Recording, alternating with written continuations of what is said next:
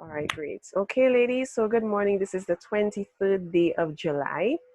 Today is Thursday, and we are about to embark on another course, another part of the course. And this particular module that we are going to be reviewing is called Funding and Financing Your Dream. Now, in this particular module, you would have discovered how much money that you really need, whether it be to start your business, if it is that you haven't launched as yet, or how much money you would need to grow your business if you're looking to expand. Okay. You would have been introduced to the different sources of funding and learning how your business plan can help you get access to this funding. So this is one of the major reasons why it is so important to have a comprehensive and in-depth business plan, because it does help you to secure the funding that you need for your business.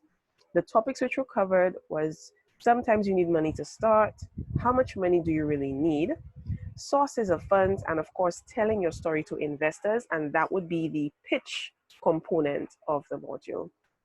All right, so ladies, this was the module that you were supposed to have completed over the couple of days. How many of you were able to complete that one?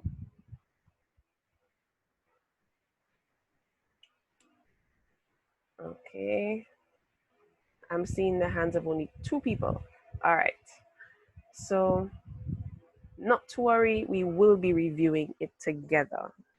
Okay, so as I stated earlier, we are going to be going over the assignment which was given to you in class last time. So you're going to be sharing this information as we are now. And just to review as to what the assignment was, it was a keeping track of your dream in class assignment. And basically you were supposed to have listed and explained the other indicators in addition to your business or venture that would help you to determine if your business or venture is making a profit. So whatever indicators that you would use aside from the profit and loss statement, what other indicators would you use specific to your business so that you can determine whether you are making a profit or a loss? Okay, so I'm going to call upon each of you and I'm going to allow you to share what those indicators would be for your businesses. Okay, so let us start with Vincia. Vincia, can you please share what your indicators are with us and your business? How would you determine if you're making a profit or loss?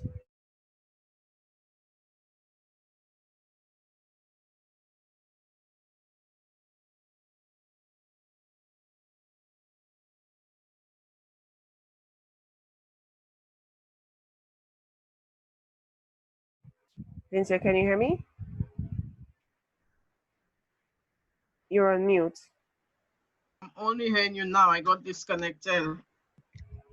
Okay, I was saying that we are now going to share our in-class assignment where you were asked to list and explain the alternative indicators aside from your profit and loss statement that would help you to determine whether your business was making a profit or a loss. What would be those indicators that you would use in your business to help you to determine if your business is profitable or if it's losing money? So that is what we're asking to share with us.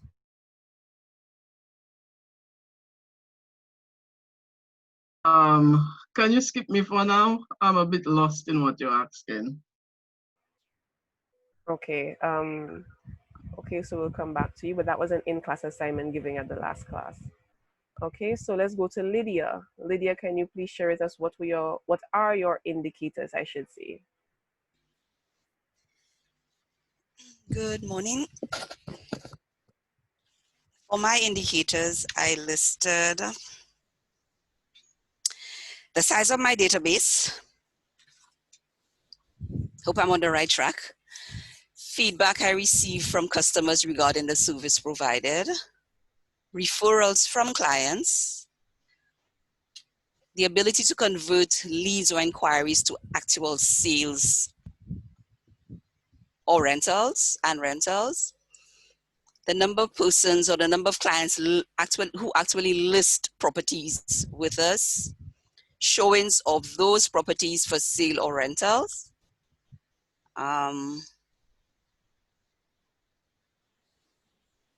and the number of calls or contacts made.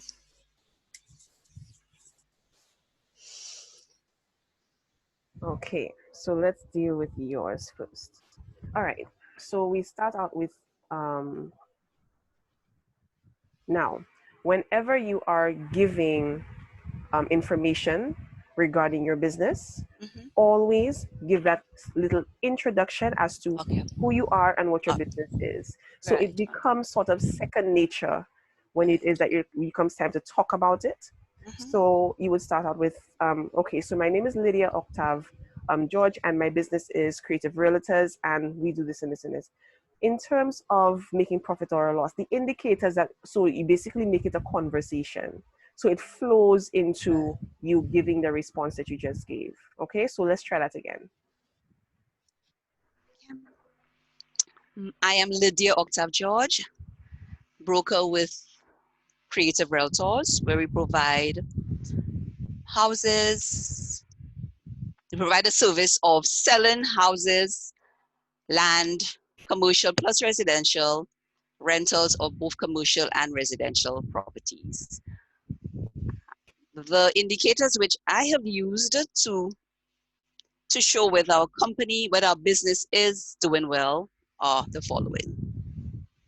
Can I go ahead and do the same thing? Well, we've already gotten your list. I Right. just want you to make sure you got Okay. the intro down. Okay, Right. Yeah. excellent. Okay, so let's deal with each of those indicators that you highlighted. All right. So remember, we are anything that you list, it should tie back to your profit and loss statement or your financial documents. Okay, so let us look at this one. So the first one you mentioned was the size of your database. The size of your database deals with what exactly?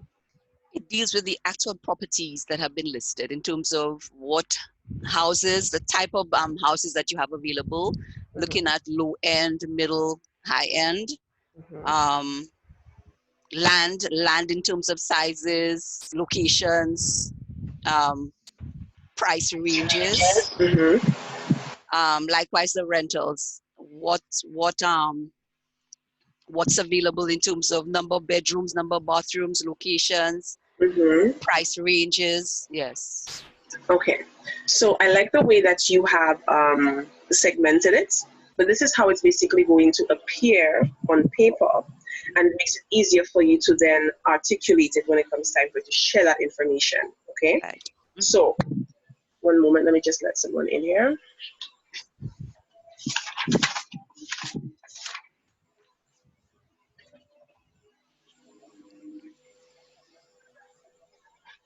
Okay, excellent. So in the case of the size of your database, so what you're going to be looking at, these are your assets. That's what you just listed there. Okay. Right. So your assets is something that would, of course, have appeared where? On which financial document would it appear? Your balance sheet. The balance sheet. Excellent. So that would be comprising of your properties, whether it be lease and sale, Right. and also whatever other forms of assets that you provide in relation to your creative realtor business. Okay. And then when you further segment it, you go into the value. Okay, because of course that has to be equated into what that actual amount is. Right. Okay. Now let's take a look at the feedback that you received from your clients. Now, the feedback that you receive from your clients is not something that is tangible, but it's something that does add value to your business. Now, where would you see that where would you see that being able to, if you had to make a reference to it on a document, where would that fit in?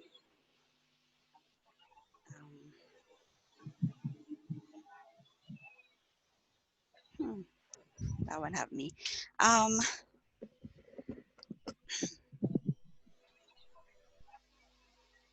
Definitely not your profit and loss. I think somewhere in the balance sheet. But where? Where would it fit? And would it fall? It would be part of your assets. It would, because it's I forget the name that it's called. It's It'll be on the assets. Remember, part of your market research Mm-hmm. is, of course, getting information from your target market as Right. to how it is that you're doing, Mm-hmm.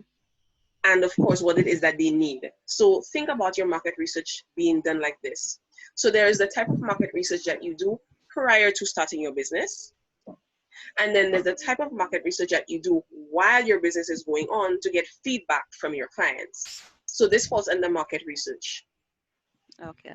Okay, so any form of feedback, any form of KPIs that you use to try to get any type of what I would say, to get a feel of what the temperature of your business really is. How is it faring? Is it does it have a really good shelf life? What's the health state of your business? Is from this market research. Okay. The next thing you have is the referrals from your clients. Now, the referrals from your clients can translate to actual sales. Mm-hmm. Can, but it's not a guarantee. Right. So something has to happen in the process of the referral and then the sale. Something has to happen with regards to you. Okay, that must then equate to a sale. So there's a process that takes into consideration here before you can get to a sale. But as we know in sales, they tell you turn every customer into a sale. That is what they teach us. Okay? Then you have ability to convert leads. Now, whatever leads that you receive, you cannot always say that you will turn it into Actual. an actual sale, whether it be a client, whether it be a tenant. You cannot always turn it over because it really depends on what that person wants and needs. And there may be instances where you cannot provide what that person needs, and you may need to refer them to somebody who can. That happens from time to time. Okay. In that language, we call it in our real estate language, we call it co-brokering. There. So rather than, so you kind of split the commissions Exactly. for that property. Exactly. And then we have the number of clients that you have listed. Now, the number of clients that you have listed. 1 second, let me just let somebody in here.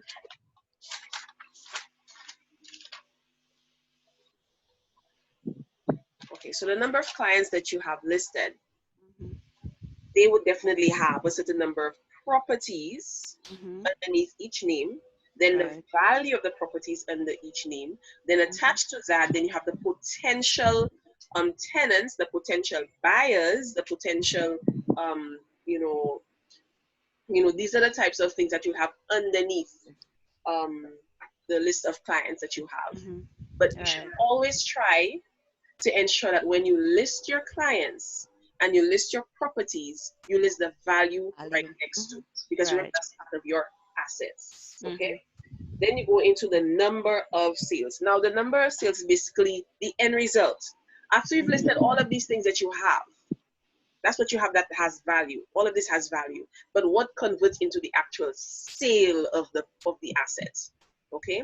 And that is what you put into your profit and loss statement.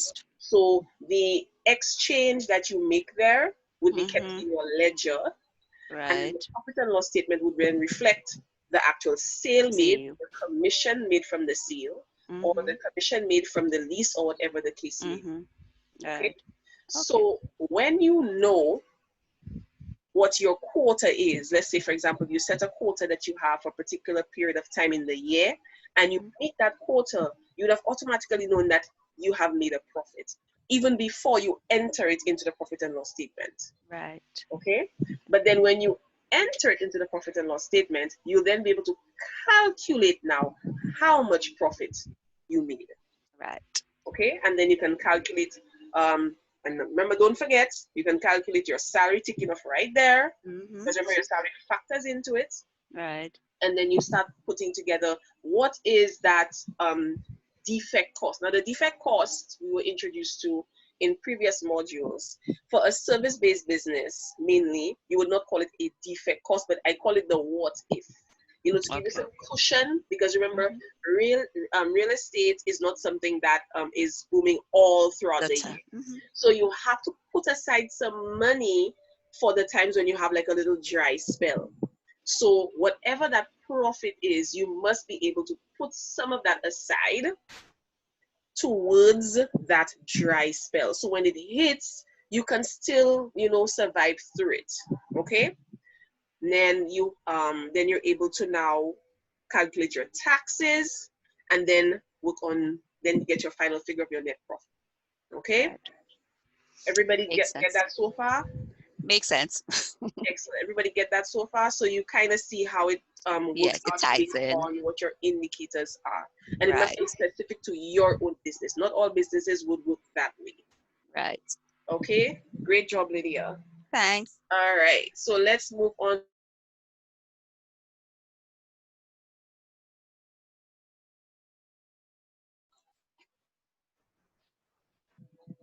Let's go to you, Shireen. Hi, morning. So what exactly am I doing now? The indicators for to show whether my business is doing a profit or loss, that kind of thing. Moment, I'm getting a call. One moment. Okay.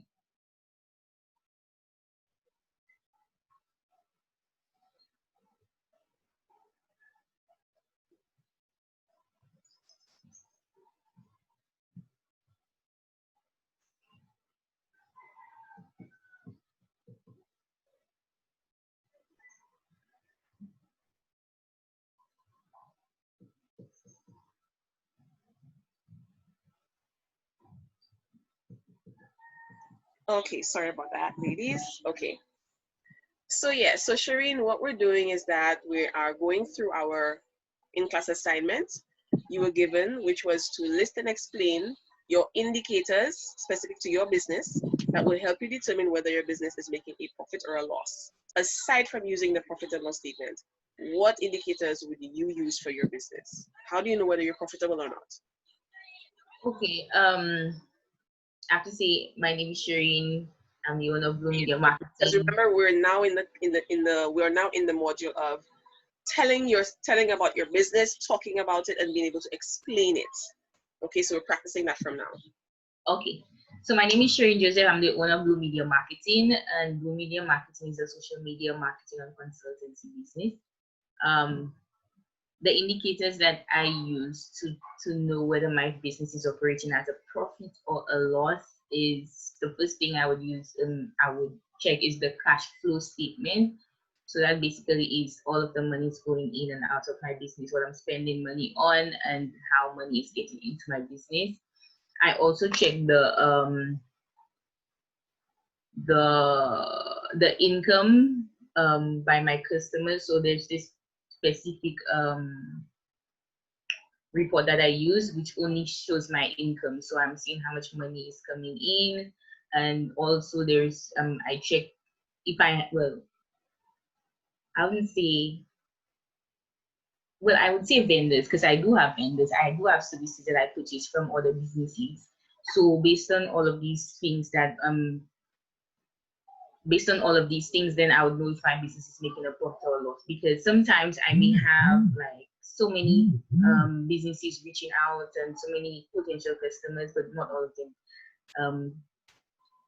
turn into a sale. So I really don't use that as an indicator for to determine whether my business is making. And another thing I do check is most times some customers pay late, so I would check like the outstanding invoices and stuff like that to know how much money is on hold, and basically send out reminders for the invoices to make sure like at a specific time they pay within a specific time in order for me to correctly calculate my income for my business. So yeah, that's pretty Okay, much it. so all of these dealt with financial documents, right?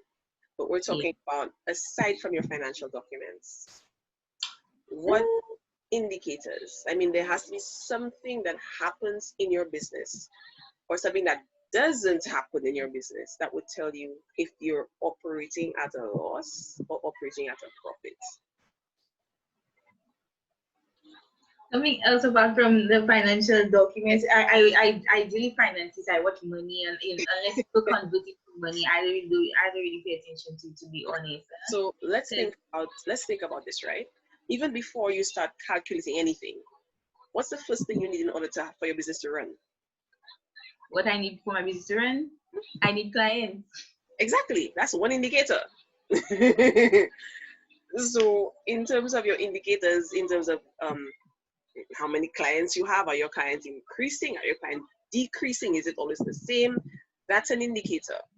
Yeah. Okay? Yes. So the number of clients that you have, and you are, let's say for example, you are comparing it from last month to this month. Have your clients increased? Have your clients decreased? Is it basically the same? If you look at it over, now since you've already been in business, let's look at over a period of 3 months. During that 3-month period, what's your client base like? You know, what's that figure like? And that should give you an idea as to how good your business is doing. Okay, so that's one. Another indicator that you have is that the increase in the number of products that you offer. How many persons are actually purchasing those products? Are they really, moving, or is it like maybe once in a blue somebody would request that service and whatever, or buy that? That also gives you an indication as to how your business is doing. So even before you look at the financials, there has to be something that is happening before that would show you whether your business will make a profit or will be at a loss. Yeah, but not the thing about it. The reason why I don't even use these things as indicators is because not all like let's say there's not let's say like 10 people reach out to you. Out of the 10, sometimes like 5 or 3 or 2 actually want to use your service or want to buy your service. So unless it will convert into money, I know I don't use it as an indicator. I go by financials 100%. Yeah, I understand what you're saying. However, you first need to have something for you to get the money. If you don't have clients, you can't get the money. That's true. If you do not have the clients, you cannot get the money. So that is why whenever you understand how your indicators work, you'll be able to make adjustments to your indicators so that your financials can look good, right? Because remember, the end result is your financials, but indicators come first. So if you realize that your client base is not increasing, like other let's say competitors are gaining more clients, but your client base is not increasing, that's an indicator that something is not happening. So you need to do a little pressure check on your business. What is going on with your business, and what is going on compared to the others in the same industry that they are getting an increase and you're at a standstill? So when you do that pressure check and you're able to make a determination as to what is happening, then you can know what you need to do, whether you need to increase on something. And when you increase on whatever it is, whether it is your marketing or advertising, then that will definitely impact the figure on your profit and loss statement. So everything goes hand in hand, but you have to be able to identify what your key indicators would be even before you get to the financial documents. So your client base is one. The other thing is your market. What is market? Is there a market right now for what it is that you're doing? Is there a demand for what it is that you're doing? That's another thing, that's an indicator. So if you realize that the market interest has shifted to something totally different, then that will definitely impact your business, because it means that it's not even anything that you're doing wrong, is that that's something that's happening within the market that you have no control over. So how do you reposition yourself now so that you can still, benefit from what's going on right now? It may mean that you may have to add something to what you're currently doing. It may mean that you may have to shift focus a little from what you're doing, or it may mean that you have to completely pivot altogether, change it all up, and then look at what the needs are and then try to meet those needs, because that's the new niche. So these are just a few of the indicators that you tend to look at. Okay, so let's go. Give me a couple of your own now.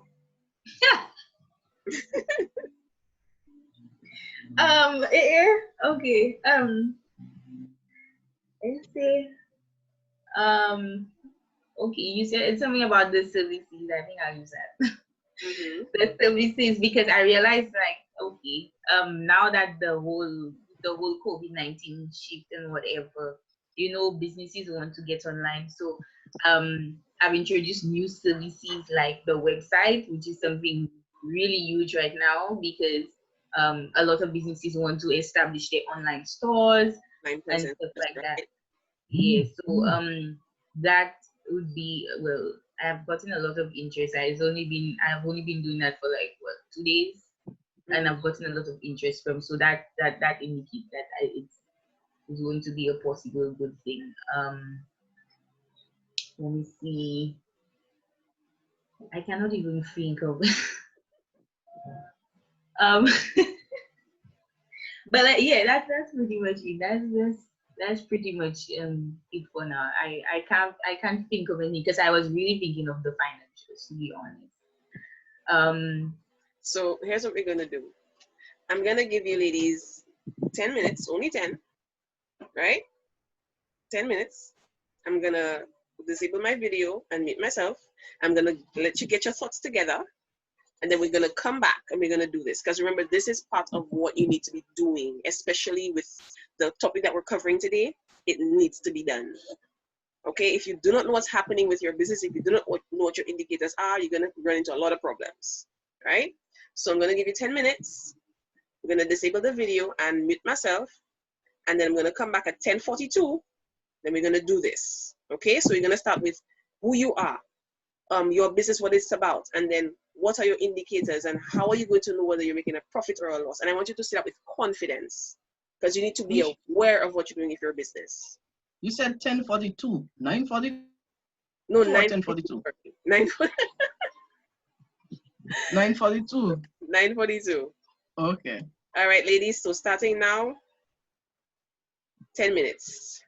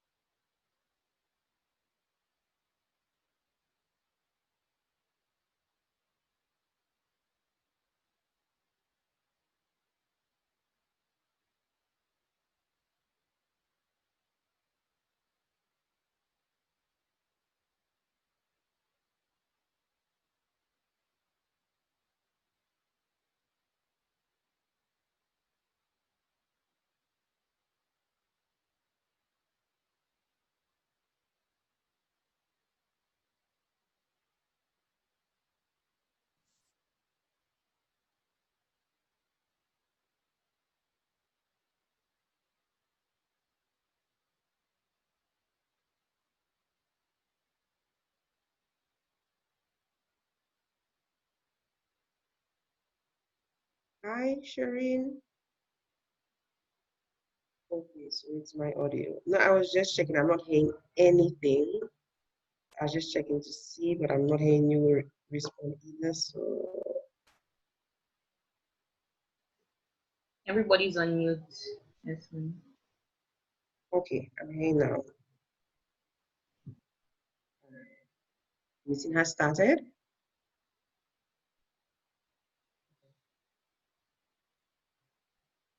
the instructions are in the chat box. Michelle has given us 10 minutes to find out the indicators in addition to the financial documents that will help us determine whether our businesses are making a profit or not. Okay. In the chat box here, in Zoom chat box, I'm not seeing anything. Yeah, you came late, that's right. So I reposted it. Yes, please.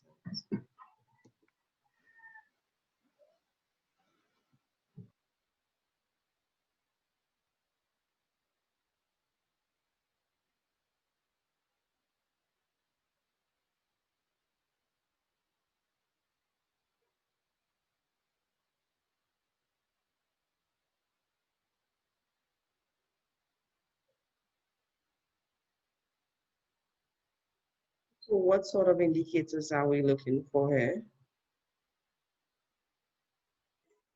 Okay, ladies, it is 9:42 and we are back. Renetta, thank you for joining. Thank you for joining. Okay, so basically what we were doing, because persons didn't do the assignment, the in-class assignment we had the last time, persons were supposed to list and explain the indicators that they would use to determine whether their businesses were making a profit or a loss, aside from using the financial documents. Even before you look at your financial statements, what other indicators would be happening around your business or in your business that would indicate to you that you may make a profit or you may make a loss? So this is what each person is basically going about and explaining. But because we are talking about pitching and storytelling and being able to talk about your business, we're starting with introduction as your name. Tell us your business name, what your business does, and then you move into your indicators. Okay, so that's what each person is doing. So since we're back, Ronette, I'll give you a bit of time to put yours together, and we'll go to Diane this time. Okay, Diane, you're up. Okay, good morning. My name is Diane Clench, and my business is in the telecommunications industry, and it's called TechSup. We provide virtual and telemarketing services. My aim is to provide a service which builds a lasting relationship between you and your customers virtually. My list of services include virtual assistance, customer support, email support, and content building for your online presence. Okay, and three indicators that I would use to determine whether my business would make a profit or loss because it's still in the idea stage. I will look at clients, the amount of clients that actually stayed with my service from month to month, or the amount of clients that I do get added to my services. The second one I would use is if production targets are being met by my employees. Because if not, then I wouldn't be getting paid the amount that I'm supposed to be if I'm not reaching production targets. But I still would have to pay the staff the same amount, well, the required salary. So I would be paying out but not making what I'm supposed to make. And thirdly, the last indicator that I would use is whether or not I would have a need for expanding my business on more people or decreasing, because if I'm expanding it means that I'm getting more clients, I'm making more money, so I need more people. But if I'm decreasing, it means that I am not making as much as I have to, so I'm gonna have to decrease on cut costs, in other words. Okay, excellent. Great job. Great job, Diane. So let's dissect this. Let's delve into this now. Okay, so you said you're going to be using a couple of indicators specific to your business because you're providing a service, right? And so you're going to be looking at the clients that actually stays with your business from month to month. Now, the way you would have to look at the number of clients you have is not just your number of clients, but also the value that they bring. What are they paying you for in terms of the campaigns that they're giving you to actually run? What is the value of those campaigns? Okay, that's the first thing. The next thing is, what type of campaign is it? Because there are some campaigns that run over only for a particular period of time, whereas one that is completely, it basically there is no time frame per se. It's like you're on a production team and you're basically running it from day to day until I guess the company decides it no longer offers a service or it just closes up shop. So you'll be continuously providing that service for your client. So in a case like that, how many of your clients are long-term clients and how many of your clients are short-term clients? And then you would have to be able to determine as to which types of clients does your business need in order to be profitable. Because if you have short-term clients, it means you need to have a lot of them. Because remember, these clients only last for a particular period of time. So after the, let's say, for example, if it runs for only 6 months, after the 6 months, what's going to happen? You know, it means that you now have to look for another client, and then another client, and then another client. So what you'd have to look at is the number of short-term clients you have, and then have a certain number of those. So you can then predetermine as to how many of those clients that you need to have in order to stay afloat. And then if you have long-term clients, how many of those do you have as well? And what value are they bringing to your company? So these are the first two things that you have to look at when you look at your clients: the short term, and then how many of the short term you have, and then the long term, and then the value that they bring. Okay, and that of course would bring in the income, the revenue.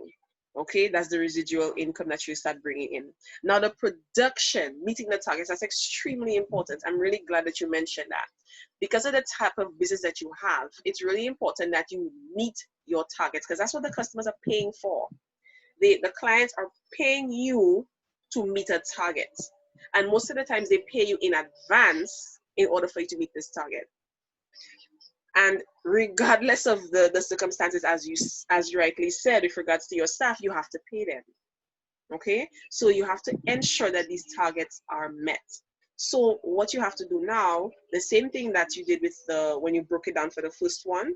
So we have your short-term clients, the targets that they are met. What is it that you would need to have in place to meet those targets? What type of staff would you need to have on that team to meet those targets? Okay, then the next thing for the long-term clients, the value, because remember, the long-term clients tend to pay a lot more. So in terms of the value, what type of staff do you need to be on that team in order to ensure that the client does not go anywhere? So this particular staff needs to be extremely well trained in customer service, extremely well trained in conflict resolution, extremely well trained in conversion of sales, whatever the type of campaign it is that they're working on. So your staff on the long-term clients have to be totally different, or even a step above the staff that you have for the short-term clients. Okay, that's what you have to ensure. And then based on how long the project runs for, you'll be able to know how many staff members you would need to put on there, and then be able to determine how much money you would be making. Now, in terms of paying your staff or expanding, depending on the campaign that you're getting, you would need to know how many people you need to put on this campaign, or how many people you need to put on the team in order to produce at the level that you need to produce it at. So that is where you need to choose people that are highly skilled and highly trained. Because if you choose somebody who's not very highly skilled and not very highly trained, you then have to spend more money and effort into training this person, who's most likely going to make errors, who's most likely going to cost you a couple of, ticks with your clients, because, persons who are new do make errors, I mean, that is just a given. It's a process, but it is a given. So you have to determine as to what type of staff do I need to put on this particular production team so that my client is 100% satisfied. So that is why when you look at employers such as KM2, employers in the BPO industry, they specifically ask for certain types of staff members depending on the campaign that you're working on. So say, for example, you're working on a campaign where you do collections. Will you hire somebody who's very timid to put on a collection team? Would you? You can't do that because this person would be afraid to ask for the money. You need people who are aggressive, who are very assertive, who are very intuitive. You need people who know how to close a sale. But on a customer service production team, what is the highest quality of that person that you need on a customer service team? Tell me, Diane. It will be totally opposite from the sale, from the collections, right? That person cannot be aggressive. Yeah, friendly. That person cannot be, arrogant or nothing like that. That person has to be totally calm, almost like a yes to everything, trying my best to solve your problem because we're all about providing solutions. So you have to be very careful as to who you put on your team in order for you to get out what you are promising your client. Okay? And again, whoever it is that you hire, if anything goes wrong, it reflects bad on your company and on you. Not on the person, because they don't know the person. They only know you. So in a case like your type of business, having a training session or training sessions prior to starting on the job is extremely key. Even if you have it that is hosted by you, or if it is that you are, let's say you partner with a training center and then you then hire them or you contract them to train your team, whether it be for a period of a week or whether it be for 2 weeks, you know that you have to invest in that training so that those persons are in tip-top shape so that when they get into the environment of work, that they're good to go. Okay, so you have to ensure that your people are properly trained prior to starting work. Okay, so, and of course, I know of other entrepreneurs who provide these types of services just to ensure that your staff meet the requirements that your clients would need in order to produce. One of our cohort 1 members, she actually has a training center. She'll be launching very soon. That is Michaela Charles Noel. So she would be, for example, I can provide you her contact information so that you can connect with her and find out what types of training that she provides, soft skills and all of these things for persons before you put them into that work environment. Okay? It's very, very important that you do that and that you invest in that. And where do you think that investment would go? What financial document do you think it would be put into?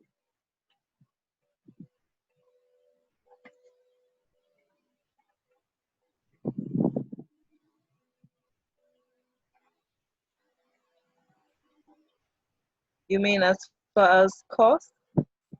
Yeah, because remember, you're basically investing in training those candidates before they actually start on the job. So which financial document would that investment, where would it be placed? Whatever that amount of money that you're investing in training those persons, where would it be placed?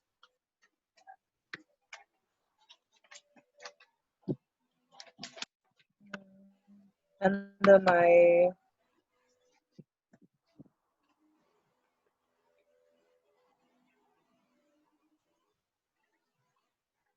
If you're not sure, it's okay to say you're not sure, and you can ask for a lifeline. That's okay. sorry, my internet keep cutting off, the Zoom keep disappearing. I'm sorry. I'm not sure. It would go under my indirect costs. You think? Let me see. You want to ask somebody to help you to see if you're right or wrong? You can pick anybody. If anybody can help me. Pick somebody to help you. Who's there? Camille?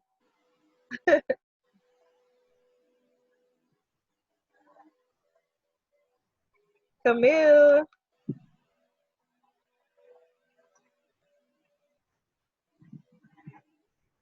I think Camille is having Okay, Shireen. issues. Ah, so Shireen, you've been called.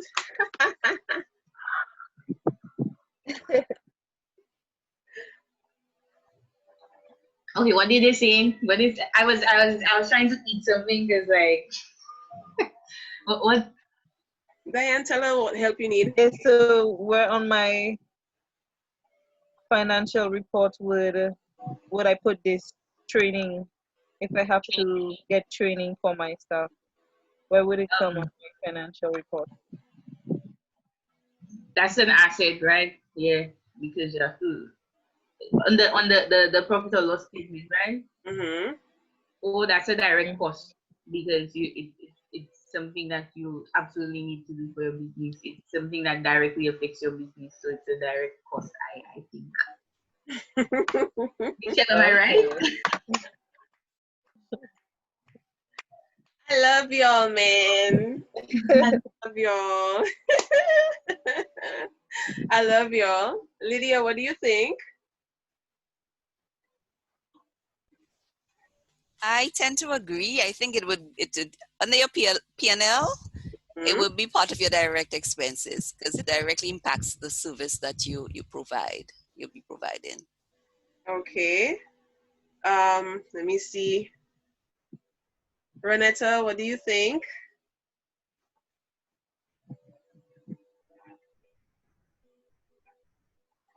Okay, I think she said she didn't for client. Okay, Vincia, what do you think? What do you say? Do you agree with the ladies? I think so. I think I agree with them. You agree with them? Uh, All right. What do you think? I know you came in late. So Blue, what we're doing is that we are talking about the indicators that we use aside from the financial documents for us to know whether our business is going to make a profit or a loss. So what is it that happens in your business or around your business, even before you look at the financial documents? What would tell you that your business is making a profit or a loss? And then Diane just shared with us what her indicators were, and we kind of delved into it. And now we're looking at where would that cost go, because she would have to invest in training her staff to make sure that they are in tip-top shape before they even start producing for the clients, because she needs a certain type of staff to produce. So that money that she has to spend in training, where would she put that? In what document would she put that? I think for real, that's a direct cost with training your workers. So that would have to go on your direct cost or your payroll. Because if it's a direct cost, you're spending money on it. So I think it will be a direct cost. Great job. Great job. Okay, so ladies, are you getting a better idea now of how the decisions that you make actually impact the financial documents and statements that you'll be using? And also being able to see what the health status is of your business would impact your financials. Even before you start selling anything, you need to be able to gauge what would impact your profit, what would cause you to make a loss, and then make decisions accordingly. Okay? So great job, Diane. All right, so let us go to, okay, Vincia, we're back to you. Since we skipped you, we're back to you now. It's your turn. well, again, my name is Vincent Prince, Divine Hands Academy. We do training. Well, Michelle, based on the way my business operates, let's say I'm operating on a 3 months basis every 3 quarter, I'm operating a different set of students. So I have a target number. So if my target number doesn't meet, I will be definitely running a loss with my business. So then, take for instance, if I'm targeting 10 students to actually meet my target, if I record 5 students, that means I will be running at a loss for the 3 months. And another thing is, even though I get my full 10 students, but they don't pay the target amount every month, I will still be running at a loss. Because if let's say for every month, each student have to pay like $400, if one don't pay the full $400 for the month, that means I will not meet my monthly target, so I will be running at a loss. And with that, it will just have me probably taking all the money from what I have already to meet my monthly target. So that's how I do it. And the other thing is, if my market, let's say like now we're in the tourism thing, and if the hotels don't open, therefore my numbers will go down because I will not have students registering to do the massage course. So that's mine. Excellent work. Excellent. Excellent. You all are getting it. You all are getting it. Excellent work.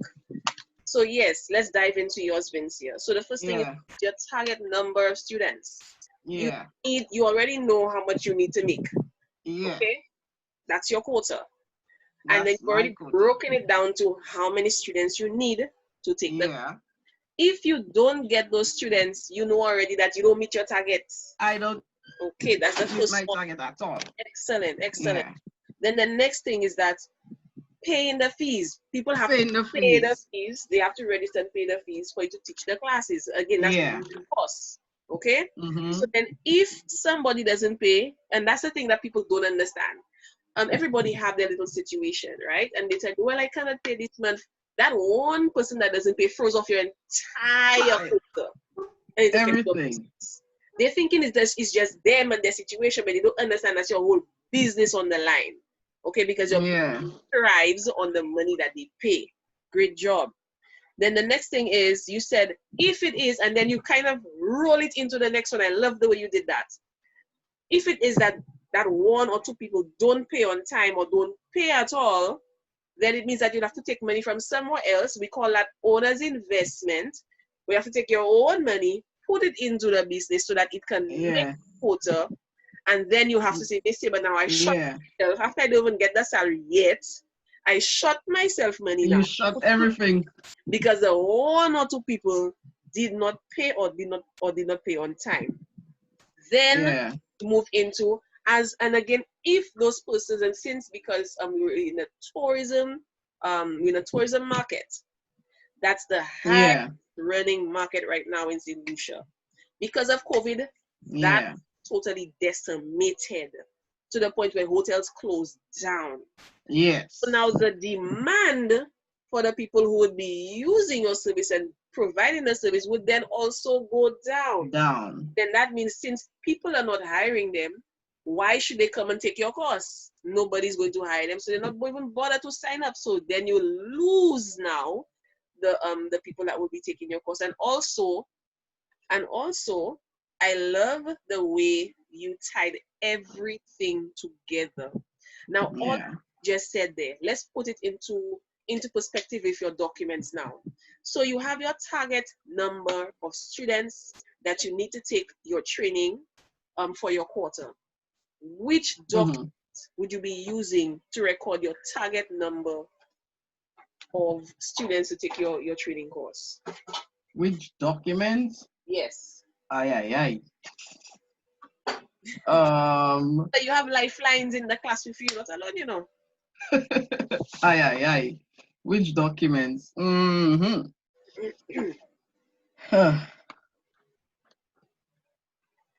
Probably. Okay. I'm not too sure for that one. Huh? I told you have lifelines, you know. I know. You don't want to put them on the spot. I don't want to put them on the spot. You are very considerate, I must say. Very considerate. Let me just think still, but I don't want to put anybody on the hot spot. No problem. Then we have the fees that they're going to pay. Then we have the owner's investment, your own money. You know, which document would you be using to put that information in? When you say you mean a client, you mean the different documents that you put them in, like customer filing and those things. That's what you're referring to. Different documents. Remember, you have profit and loss statement, you have balance sheet, Oh, you have that one. invoice, Okay. you have all of these documents. Whatever. I will put it, when my students pay, I will put it under my revenue. Because that's actually my first, let's say I'm doing from September to November. But So my first revenue. Before you Beg your get pardon? before you get to revenue, right? Uh-huh. There's a particular type of, I like to call it a ledger, that you would enter that money that you took in. What document is that? My profit and loss, no, or my balance sheet or something, so no. Aye. Come on, use your lifelines. The lady's there. Come on, lifelines. Oh boy. There. Who will I use? Aye. Don't mind them. They're just waiting for I you. will use Lydia. Check a laugh. I'm a little stumped. Repeat the question, please. Repeat it, please. I will allow Vince here to tell you what her situation Okay, is. Vince here. She will like when my students register, right? Right. There is a document I supposed to put that particular fund under, but I'm a bit lost which one of the documents she's talking about. So just to kind of give her a little bit, Lydia, when her students pay the fees, the training that they're going to be getting, she's taking money into the business. So which document would she use to record that money that is being brought in? I think it would be her cash ledger, cash whatever, but you would document it there. A cash flow statement. Oh. Hey, Sharon! Okay, Sharon. Okay, Sharon. So the cash flow statement, okay. Yes, man. So yes, okay. There's a particular sheet. If it is a hard copy, you call it a registration application form. You record their information, their details, but the money, the cash that you get, there's a document that you have to record it, in your business that you took money in. Okay. Now let us see. Okay, so your owner's investment now. When you talk about the money that you put into the business, especially if somebody doesn't pay on time or somebody doesn't pay at all, and that money has to come from your personal savings, where would you enter that? I would enter it on the normally you can enter it on the your direct expense, under your direct expense. That comes under your loss. But even before you go to the profit and loss, there's still a document that you have to enter first. Yeah. And then it is transferred from that document to the profit and loss. Okay. Before? Aye. Okay, let me give you another hint. It's money in. Money coming in. Money coming in. You mean your revenue? Revenue of your profit and loss. Your income? Yeah. Diane said income. The same document you use when you recorded your registration fees, The cash flow thing? The same thing, because that's money that's coming in. It's coming in. Remember, that's money coming into your business. That is coming into your business, it goes to that document. You just have to put in the description where it came from. You understand? Okay, yeah, not a problem. Okay, so the description tell you it was an owner's investment, but that's money that came into the business. Yeah. Okay, and then from that statement, then you look at your profit and loss, and then you put it under the cost that you actually put it there, and the description is going to be there, owner's investment. So you know that's money that you put into the business, and you know that when you make that money has to be paid back to you. All right. Okay, so you have Yeah. to be able to know which documents to use and where to put it, where to put those monies that you're calculating or that you're taking in. Okay, now, Yeah. yes, Shireen, though you may not have liked the fact that Alma recorded every single transaction, in a case where somebody is not too good with figures, not too good with the math, documenting every transaction will actually help at the end of the day. Okay, it really, really, really does help. And it cuts a lot of the time that you would have spent at the end of the month. Because trust me, it is very time consuming to track all of these things. And yes, the system that you have introduced us to does help a lot. But if you don't understand the figures, it basically that you will be clueless. It means that you'll still hire somebody to explain to you. But you need to understand where the monies are going, what it represents, and what documents that it actually applies to. Okay, so excellent job. Excellent job. So Shireen, Lydia, Vincia, great job. Okay, Ronetta, are you available?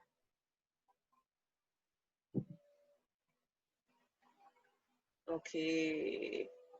Okay, Camille, are you available?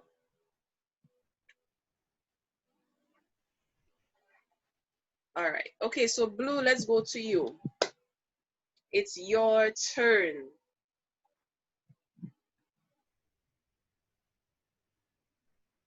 Well, for me, my name is Blue DeFranco. I'm the creator of Blue Organics Holistic Skincare. And for me, my indicators when I'm making a loss or profit besides the financial statement is for one thing, I look at our presence on social media, you know, as to how our clients interact with the page. With the clients who use the products, how much do they talk about it? I mean, do they recommend it to other people? Or and whether or not we have a demand for new products? Because we do a lot of how will I explain? We design products specifically for people, for a person. So, you know, you could call us and tell us you want a certain thing and we can design that thing for you. So it means if we do it for one person and then we have other people are you hearing me? Yes, we're hearing you. Oh. And you have other people calling for that same service, then it means we're making a profit.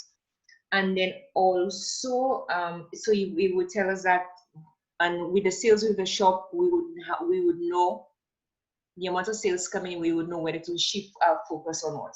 As to, because in the beginning we wanted to keep it in a certain area of sales or a certain type of shop, a certain establishment to carry our products. But then we came to realize that that might not always be feasible, especially now after COVID came about. And you know the number of new clients we have coming in because because we were recommended to them by somebody else. They probably never heard of it, but they heard about it from somebody else. So for us, that would tell us whether we're making a profit or a loss. Okay, great job. Great job, Blue. All right, so let's take a look at what you have there. So the presence on social media that you have is actually indicative of a business that is heavily dependent on the word getting out there. Okay, so having a really good presence on social media is key. And also, which social media platforms that you're using are also very important. So depending on who your customers are, your target market, you have to know where are those persons found? Where do they frequent? Are they frequently visiting Facebook on a daily basis? Are they frequenting Twitter? Are they frequenting Instagram? Are they frequenting LinkedIn? Are they frequenting Tumblr? Are they frequenting FaceTime, Snapchat? Are they frequenting TikTok? Are they frequenting YouTube? Are they frequenting a Medium? Okay, do they read a lot of magazines? Do they read a lot of newspapers? Do they attend a lot of online events? So when you understand where your customers are, where your target market frequents, you need to, that's what will tell you which social media channels you need to invest in. Okay, that's where you need to be so that they can see you. Okay, and also what groups do you need to be part of? Because there are groups and associations that are always sharing ideas and talking about stuff. So which groups do you need to make sure that you're a member of, so that allows you to share information about what it is that you provide? And groups normally have members of anywhere from hundreds to thousands of members. So if you're permitted to share your information, that is automatic viewers that you're getting based on that number of groups in the social media platform. Then let's look at the frequency of orders. The number of persons that order your products will definitely tell you whether you'll be making a profit or a loss. If you have a product on hand and nobody's ordering it, that's a problem. If you have a product on hand, let's say you have 6 products and 2 are moving quickly and the other 4 just sitting there, it means that there's something happening with the 4 that's not happening. There's something happening with the 2 that's not happening with the 4. So you need to find out, why is it that people are not buying the 4 and are buying the 2?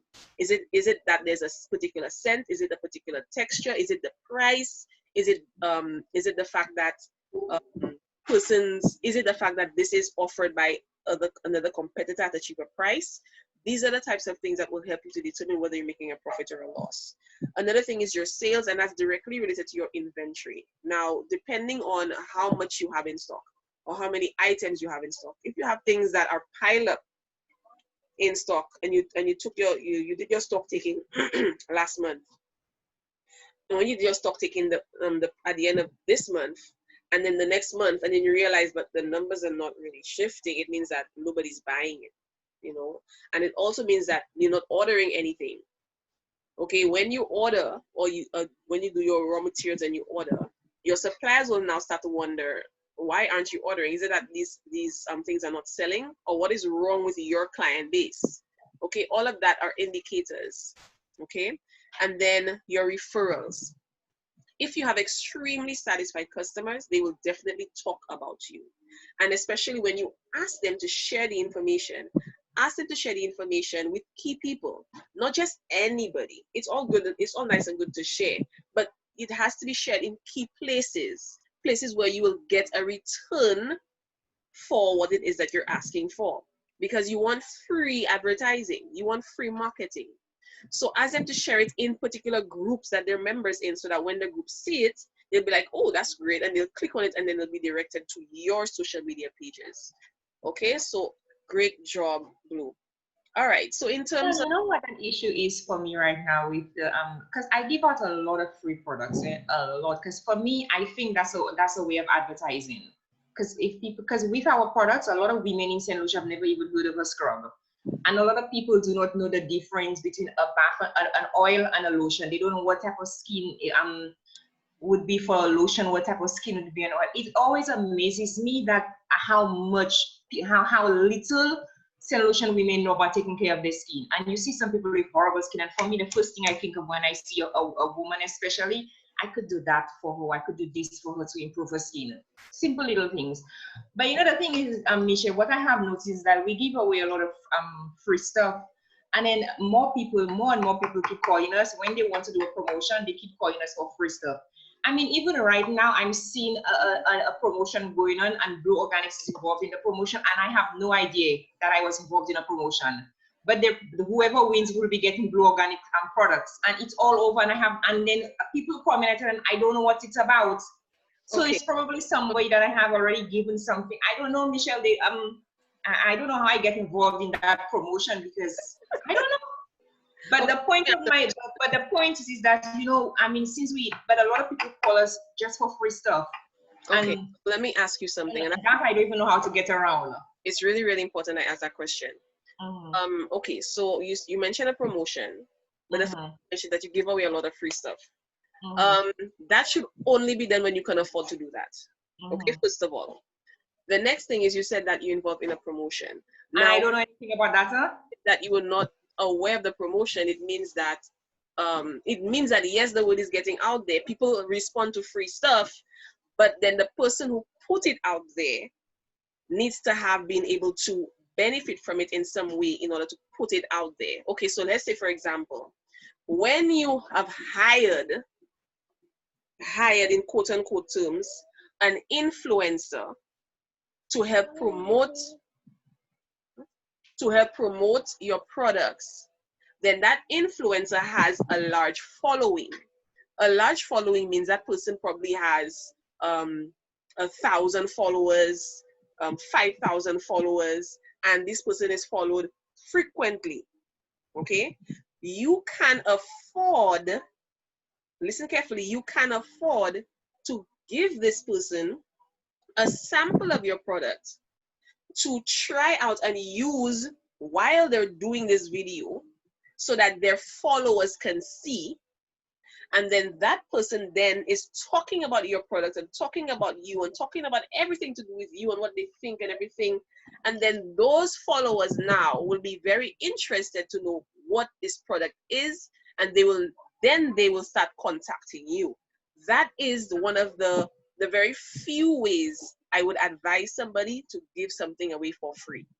Only if this is being marketed by somebody who has a lot of followers already, okay, because that is an investment you can afford to make, okay, because that one very small investment you made with that one particular influencer gives you a much larger crowd that can bring you business. So it's a great investment for you. But if you're consistently giving away stuff, it has to bring back 10 or 500 times more than what you gave away, or else you will not see a profit. There's nothing wrong with giving away free stuff, but it has to be strategic. It always must be strategic. The other thing in terms of giving away stuff is that you first must have the person to pay for something.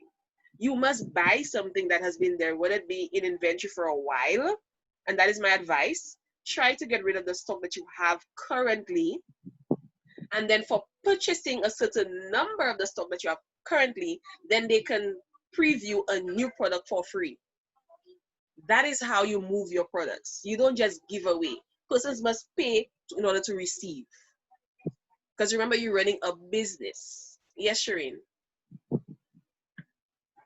Okay, so one of the things I was suggesting to Blue, now I know she's not really social media savvy, but one of the things I was suggesting to her, she has a very, very good following on Instagram, even better than my business page, to be honest. When her page goes live, which is just to let you know, you can capitalize on that too, eh? I don't You can pull from that crowd too. Trust me, you can pull from that crowd too, so her followers can become your followers. You can pull from yeah, so she has an excellent following on Instagram, and her page, when her page goes live, and her page does not go live often, but when her page does go live, she has a lot of persons who gravitate towards her. And Shireen, that's because I don't know how to spell live. I don't know how to spell live. So because I did do a trial live with her to give away some stuff that she had, a promotion that she had going on her page, and she had quite a few people gravitating towards that live and blah blah blah. But anyway, what I'm trying to say is the fact that she always wants to give skincare solutions, or I would not say solutions, but you know, tips and stuff like that. I was telling her that she should do somewhat like a mini show on her Instagram, like for example, come on live like every Monday or every Thursday, yes, and talk about skincare, how you can take care of your skin, and you know, suggest products that she already is producing to the people under the live that would help them with their skin and how that would work for them and that kind of thing. But the thing is, she's camera shy. She's camera shy. Now, that's not true. You want to know why I know that's not true? Look at her day. That's why I know that's not true. She too frank when she come on the camera. That's how I know. The thing is, Blue is herself, and people gravitate to people who are genuine. If you see you are being fake on camera, they will tune out after a while. But because of your charisma, you have natural charisma, Blue. They will want to hear what you have to say, and you'll make them laugh. Trust me. You have natural charisma, and you'll make them laugh. So they will not be quick to tune out. They'll be quick, hey, I want to know what you're going to say next, but hey, that lady does make me laugh. So they'll be for your products and for your sense of humor too. And you'll be known for the lady. Now, because you have such a following, you need to now create a brand for yourself. You have to create a brand in terms of a name that persons will refer to you. So when they refer to that name, they know, that's you, that's they. It doesn't need to be your name. It doesn't need to be your real name. It needs to be a name that's associated with your company and with your brand, so that when you come on, like, oh, the something lady, or this lady, or you know, something madam, or whatever you want to call it, come up with a name for your brand, so that when you come on, people know you and they can be talking about you, but it's not your name they're actually using. Okay? Now, I really agree with what Shireen just said. So if you want to come on, you do a live every week, you know, skincare Mondays, you know, or blue tip Fridays. I don't know. Think of something and then do your lives. The live doesn't have to be very long, you know. It could be 10-second tip. It could be 10 seconds long. Your tip for 10 seconds or your 10-second Tuesday. Think of something and then come on, you do your live. And you do your live whenever it is that, oh, and by the way, people tend to want to watch more when you have a lot more to offer than just what you're trying to sell. Okay, they will be more in tune to listen to you. So yes, you want to sell your product, but talk a little bit about something. Whether it is a particular thing you read about, or something that you watch on TV that somebody can relate to. Talk about something extra, and then give your little view on it, and then well, that's all I have for you. I'll be checking on you later because already I love to do whatever. Give it some flair, give it some pizzazz. Trust me, they will keep tuning in, and then they'll start talking about you, and then other people will start to tune in. I'm telling you, I'm telling you what works. You have the natural charisma, so you're not camera shy. I always tell her that. You are not. Always tell her that. You are not. So, fellas, if you were not say blue, you'd take that world by storm, mama. You would take One question for Blue, please. Do you only cater for women? You're on mute, Blue. Oh, what was the question? Do you only cater to women? Is that your target market? No, we cater for any human being that can walk, breathe, talk. My goodness.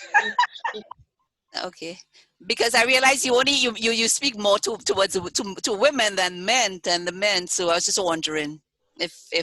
Well, no, it's not that. The thing is that as a woman, I don't know if I can say that, but I feel like women need to be sexually liberated, Michelle.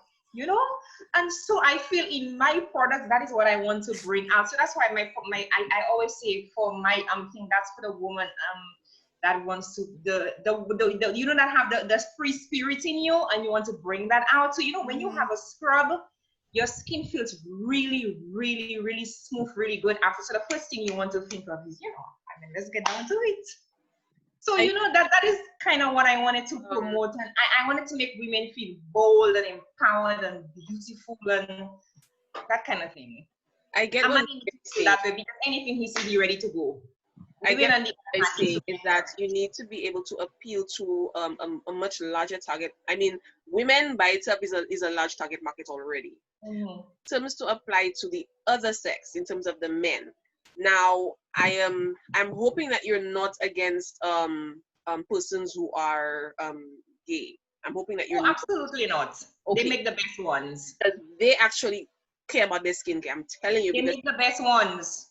I have gay friends, and trust me, they can sell your stuff for you too. Trust me. They can sell your stuff. I need to link up with a gay man, Michelle, but I just can't get a gay one that's an affair. I know a couple. You have to link me up with them. That's the ones I want. The gay ones that how we can talk shit and that kind of thing. Yes, Michelle. That's the ones I'm looking for. So we can talk about a couple of because I know a couple of them. But in terms of appealing to the male portion of the target market, what you can do is to invite somebody to share your screen with you, somebody who's male, and then allow this person to probably test something with you and get him to talk about it, while he's like you're having a discussion and he's using and whatever and he's talking about it. The mere fact that he is sharing the screen with you, that will definitely get some interest from the men. Okay, it will definitely get you some interest. So having somebody or inviting somebody on board, it doesn't necessarily need to be the same person all the time. You could probably do once a week or twice a week. You invite a guy, hey, we're doing this, for the guys today, and they're tuning in. So when you have a day just for the guys and you look at what your viewership is like, you'll be able to determine as to what your crowd is like or how many men that are tuning into your channel. Okay, and also compared to the women. So the other days is all about women. You look at how many people tuning in. Then on the days you have men, look at how many men are tuning in, because you're actually asking them to tune in. This is just for the men, okay? And then you have the men to interact with you. Ask your questions, type your information, then you can answer the questions right away. Engage them, and then they will of course respond to you. And then have them, talk about it. Is there anybody you'd like to see on my program? Let me know who that person is. Type the name down, and I'll try and get in touch with him and get him on the next, that type of thing. Get your people to interact with you. And I know you can do it. Even if you have to train first with Shireen, I know you can do it. I know you can do it. You have the charisma naturally. It's just a matter of being structured, because remember, everything has to be timed. Michelle, poor Shireen, I don't think she knows what to do with me again. Sometimes I feel sorry for her. Yes, Michelle, Shireen. I tried to get her to do a promo video. She never wanted to do videos. So we decided that she was releasing a new product. It's called the Cocoa Tea Soap. And trust me, it's bomb. Anyway, she was introducing the Cocoa Tea Soap. And then she was like, I was telling her, okay, you need to do a video to introduce the soap. And she was so adamant she didn't want to do the video. And then I told her, no, we're doing that today. So we recorded the video and asked her how many clients she got after that one product that she was for. You see, Michelle, that's why I tell you, you have to use Shireen for your social media, because the girl know her shit, she know what she doing. And the girl, Hello, you making me edit that one too? Oh, sorry. Oh, I'm sorry. Sorry. I'm sorry. Let me rephrase this. Shireen knows her stuff, and she's very good. She knows what she's doing. She can get results. Another plug for Blue Media Marketing. Another plug. That's right. That's right. I have the utmost faith in her. That is right. That's what I love to hear. That's what I love to hear. All right. So we have heard from everybody. So now we are going to move swiftly into our next module, which is funding and financing your dream. That is a module that you should be very, very interested in, because it helps you talk about funding for your business, getting money for your business, whether it is to start or to grow. Okay, so ladies, I'm about to share my screen. Please let me know when you can see it so that we can begin.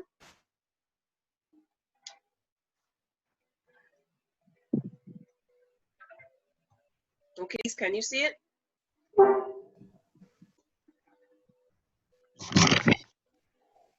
Awesome.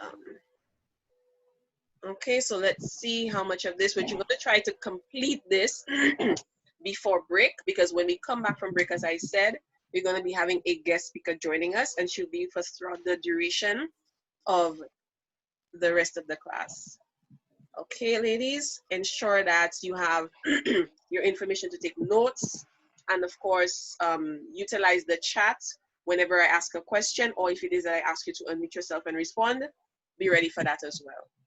Okay, let's begin. Welcome to the next step in your Dream Builder journey. This map represents your journey through the Dream Builder program. To view a summary of any completed courses, move your cursor over the icons marked with blue pins. To see the titles of the locked courses, move your cursor over the icons marked with yellow pins. To view the topics for this course, select the icon marked with. At the beginning of the last course, we watched Sarah discover the need for a proper financial system to help keep track of her business. Now let's see what happens when Sarah goes to get the funding she needs for her business. Select play to watch the continuation of Sarah's story.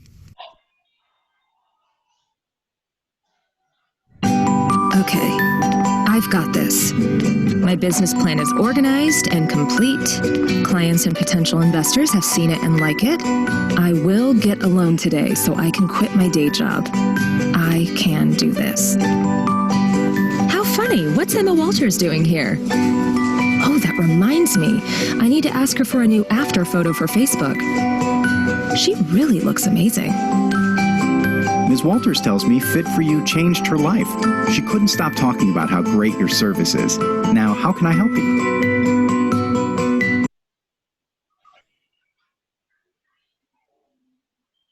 Sarah hadn't expected to run into one of her clients at the bank.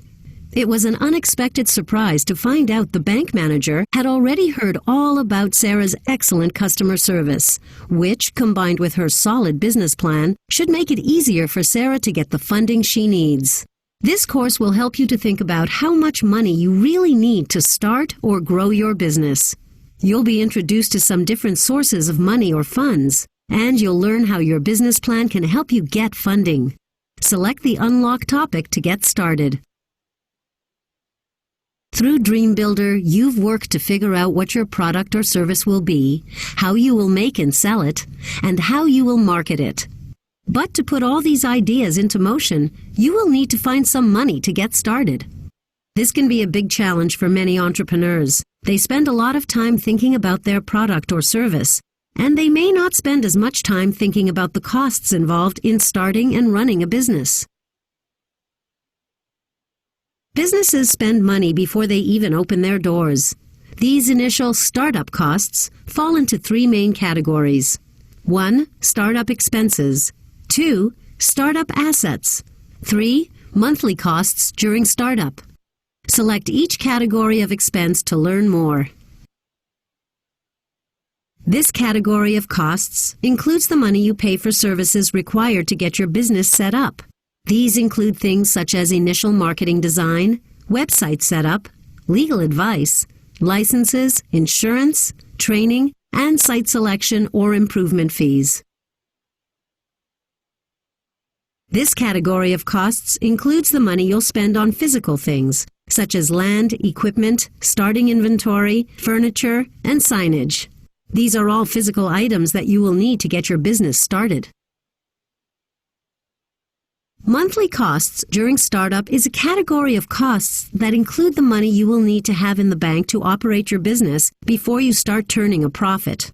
This money will be used to pay for recurring expenses such as rent, payroll, utilities, ongoing inventory, and marketing expenses. This is your chance to see if you understand the difference between the different categories of startup costs.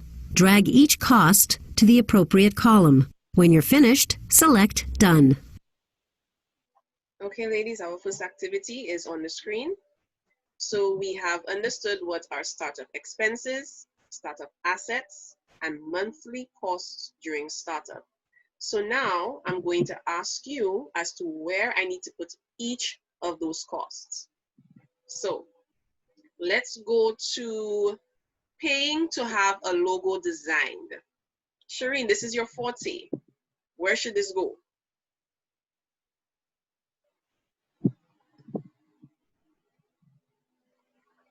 Sorry, startup expenses. Startup expenses. Okay. Lydia, this is your forte. Paying rent. Monthly cost. Okay. Let's go to you, Blue, electricity bills. That would be the monthly cost. Okay. All right. Let's go to Vincia, buying office furniture. Startup assets. Startup assets. All right. Let's go to, okay, Ronetta, are you there?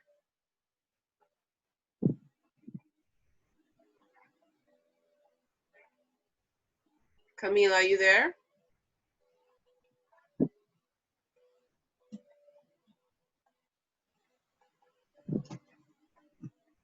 All right. Okay, Shireen, back to you. Paying for equipment maintenance or maintenance. Monthly cost.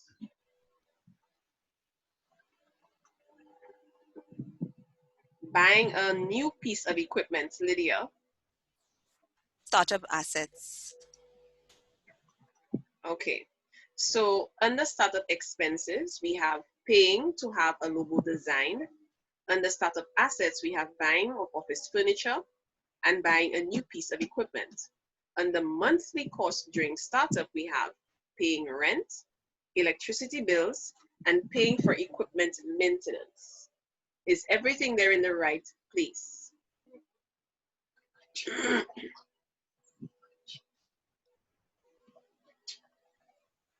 Everybody says yes. Yes, it is. Yes. I want to make sure I hear from everybody. Vinci, what do you think? Blue, what do you think? Let me see. I agree. Yes, Michelle. You agree? Pay for equipment maintenance supposed to be on startup.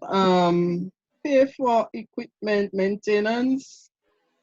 Monthly. Okay. Bill rent. Okay. I think I agree. Okay, now there's somebody here who's saying that paying for equipment maintenance is under the wrong category. It actually isn't, because equipment maintenance, you won't want to maintain your equipment when you're starting up as a startup expense.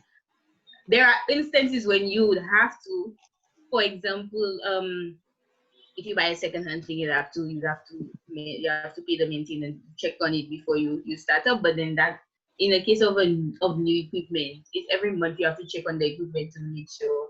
So it's a monthly cost. You may not do it every month. You may do it every 3 months, but it's a monthly. Well, in my opinion, it's a monthly. Okay, 1 second, So should it Okay, now I want you to listen very carefully to this. My 9-year-old daughter told me that paying for equipment maintenance needs to go under startup expenses. Imagine that, my 9-year-old daughter. She's sitting right next to me. This is her hair, by the way. And she told me, no, mommy, that one is wrong. And I asked her, okay, so where should it go? And she pointed under startup expense. Okay, let on. So, I mean, she has been following what I've been doing. She's only 9. So, I mean, it's interesting to hear her tell me, no, mommy, that's not where it should go. It should go under startup expense. And I'm very interested as to how she knows that. Anyway, so, all right, ladies, let us see how you did. These are just a few examples of the types of startup costs you'll want to consider when you're estimating how much money you'll need to start your business. All right, let's move forward. If you've already started your business and you have an idea for growing or expanding it, then you may need some additional funding. Select each thought bubble to view a dream. You might be thinking of buying newer equipment or renting a bigger location. You might be thinking of adding another location. You might be thinking of adding a new line of products or services. When you are starting a new business or expanding an existing one, it can be difficult to guess how long it will take for the business to become profitable. Most entrepreneurs underestimate the number of months it will take to get the business running in a profitable way. Some experts suggest using 6 months of operating expenses as an estimate. But there really is no foolproof formula for estimating how long it will take to make a profit. So, be cautious. When you are looking for money for your business, it is better to overestimate the amount of money you will need so that you will have a comfortable cushion during the early and often more stressful times of running your business. Okay, so ladies, I'm hoping you took note of that. It is better to overestimate or to ask for more than what you need than as of less of what you need, and then to go back and ask for another portion again. Okay, just to be on the safe side.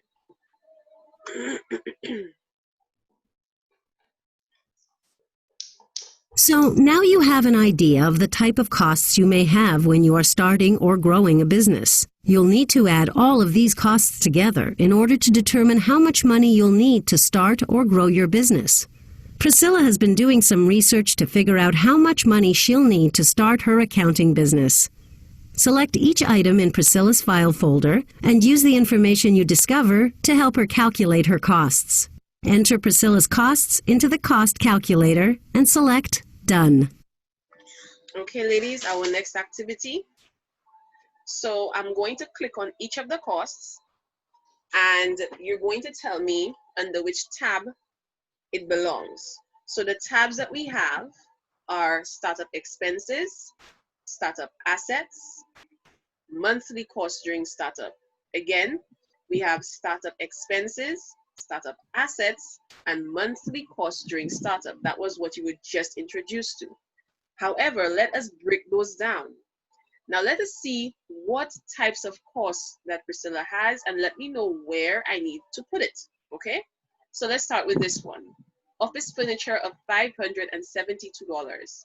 Is that going under expenses, assets, or monthly cost during startup? Lydia. Assets. Assets. So office furniture, 572. So let's go to startup assets. And under office furniture, we put in here 572. Okay, so let's go to payroll. So her salary, now you notice how she included her salary in the cost, right? And that's what everybody must do. Okay, so her salary, she had it as $3,000 a month. And her junior accountant, who is her staff member, she pays $2,500 a month. So that's a total of $5,500 for payroll. So Blue, where do I need to put this amount? Startup expense, startup assets, or monthly costs?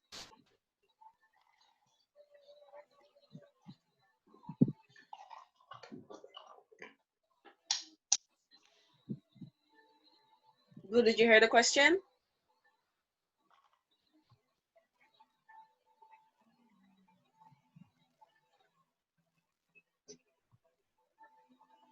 Blue, did you hear the question? Oh, it worked. I didn't hear the question. Okay, so we're asking for the payroll. Where should we put the payroll? Startup expense, startup assets, or monthly costs? Or the payroll will be on the monthly cost. Okay, so we go to monthly costs and we have payroll here, 5,500. Okay, now we have another cost here. It is the invoice of graphics by Janine. So they did a logo for her, which cost $450. And they also designed her website and set it up for the price of $1,295. So where would that go? Under expense, under asset, or under monthly costs? Let's go to Vincia. Where would that go? You're on mute. Startup expense. Startup expense. Awesome. So let's go here. So her logo design was $450. Let's put that in here. And her website was $1,295. Awesome. Now let's look at her other costs here. We have a computer. She needed a laptop, to do her business, and that cost her $799. And accounting software that she invested in to help her for financials, that cost her $249. So is that an expense? Is that an asset, or is that a monthly cost? Let's go to Shireen.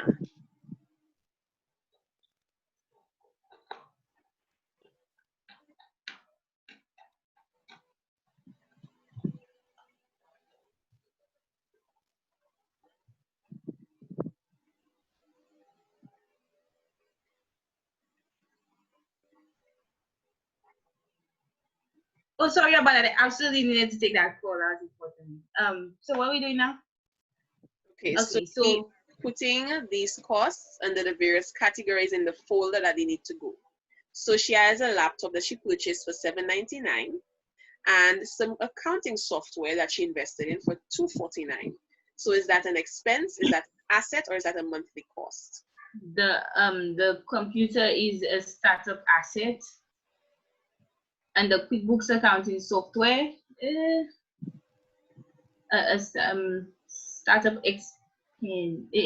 startup expensive startup cost. Oh, total. Okay, startup expenses. Startup expenses. Okay, yeah. So all right. It's done on there. And laptop and software. The software not even there. So let's check the other folder. Equipment. The laptop will go on the equipment. Equipment. So that would be equipment. Yeah, that would be equipment. Everybody else agrees? The laptop would be equipment. I would place both under equipment because it's an asset. It's part of the assets. Okay, so you place both under equipment. Yes. Okay, so let us total the two then. 1 second. Oh my gosh. All right, so we have $799 plus $249. Let's see what we get there.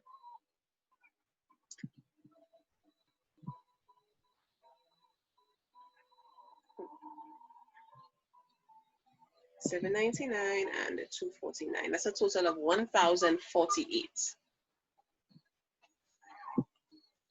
$1,048. Okay, and we have a check here. Office rentals. That's her monthly rent, which includes utilities of $990. Let me see. Ronetta, are you there?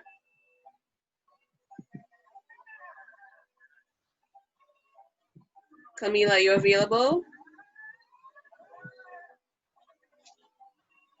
Okay, Vincia, let's go to you. Where should we put this? Expense, asset, or monthly cost? That will be on the monthly rent, on the monthly. Monthly, okay, so rent, $990, which includes the utilities. And which include the utility. Right. Okay, so let's review. We have legal, logo design, initial website design, insurance, legal advice. Under assets, we have office furniture, signage, starting inventory, equipment. And the monthly cost, we have rent, utilities, payroll, and then of course we have the number of months. All right, so these are what we have the total. So we have total expenses at $1,745, total startup at $1,620.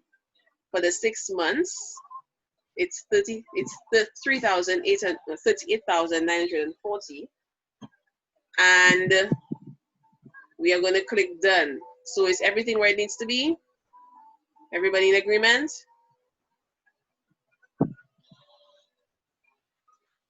All right, so let's see. Oh. Okay. Did you input all of the costs correctly? Priscilla's startup expenses will include the cost of her logo design and her website. These expenses will amount to $1,745. Her startup assets will include the money she spends on her office furniture, her laptop, and her accounting software. These expenses will amount to $1,620. And her startup financing will include her monthly rent and her payroll for a period of 6 months. These expenses will amount to $38,940. So her total startup costs will be approximately $42,305. Okay, so ladies, do you see how she was able to find out what amount of money she would need to at least carry her for the first 6 months?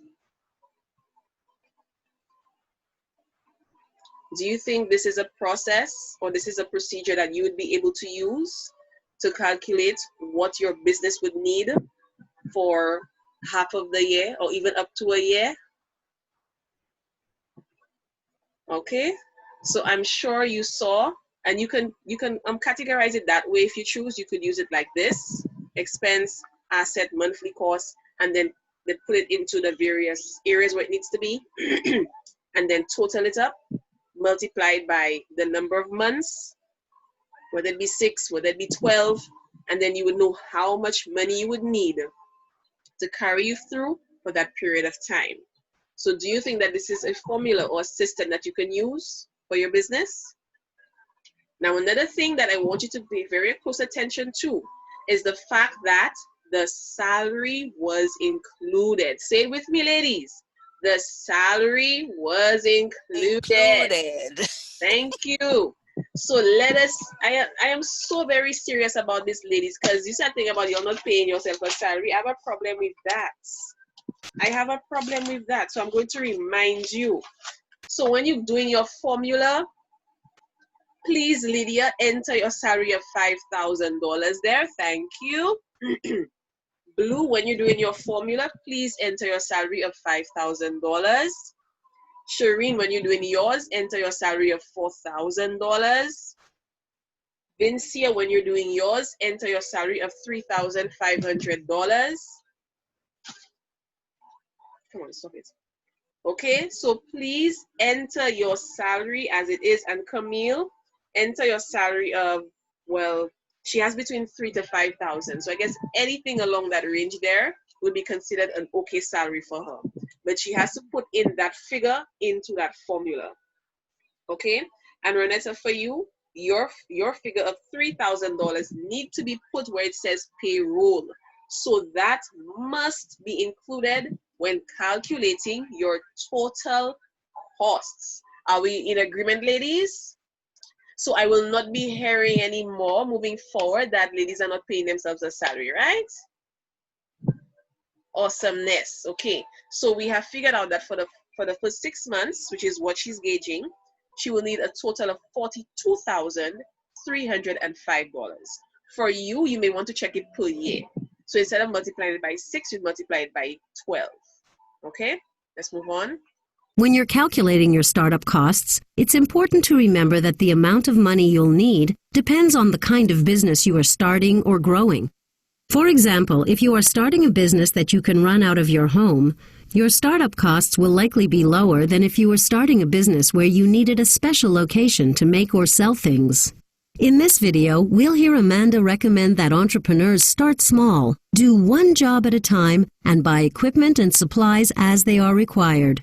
After you watch the video, you'll hear a similar story from me. Select play to start the video.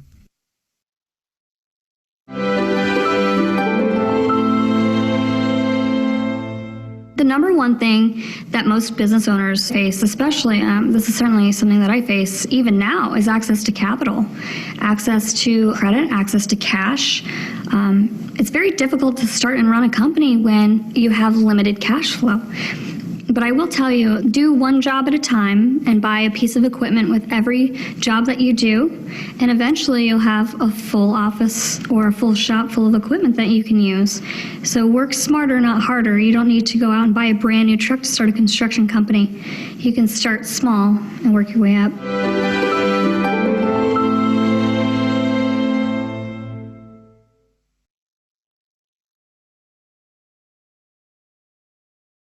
When I was starting my catering business, I really wanted to rent a shop on the main road in town. Thank goodness my friend convinced me to start by renting space in her restaurant. My startup costs were much lower, and I had time to make sure my business was profitable before I rented my own shop. When you are thinking about all the costs for your business, ask yourself, are these costs for things that I need to have? In other words, do you absolutely need these things right away? Or are these costs for things that would be nice to have? In other words, while you're tempted to buy these things right away, you could wait. And by waiting to buy those nice-to-have things, you might be able to save a bit of money. This next set of questions will help you estimate how much money you'll need to start or expand your business. To estimate your costs, you'll need to think about where you will run your business, what equipment you will need, and how much these items will cost. You'll also need to consider how much additional money you'll need to start or grow your business. So you'll need to consider the costs of things like raw materials and supplies, employee salaries, including your own, and advertising and promotion. Under the appendix icon, you'll find a worksheet that you can use to estimate your costs. You can include this worksheet in the appendix of your completed business plan. If you'd like to view a brief summary of the topics related to these questions, select the workbook icon at the bottom of the page. Okay, ladies, so there is an assignment that you actually will be having in Canvas. And just as she stated, there in this, the paperclip icon, there's a worksheet here. Okay, with regards to the costs, you would need to be accessing that in order to do that particular assignment associated with this module. Okay, so after you go through Dream Builder and you click on the paperclip icon at the time when she tells you to, please download the worksheets. That is what you'll need to use for your assignment. Here is what you'll need. The information that you just. So you've put some thought into what you need to buy and how much these things will cost. So the next question is, where will you find the money? In this video, Dorothy, Kitty, and Marjorie talk about the various sources of funding they have used to support and grow their respective businesses. After the video, you'll find out even more about the sources these women entrepreneurs used, and you'll be introduced to more funding options. Select play to start the video. Okay, ladies, we are going to pause here. It is time for our break. We are going to break for 15 minutes and we will return. We have our guest speaker coming in to join us at 11:20. So please mute yourselves and of course disable your videos, but please stay on the call.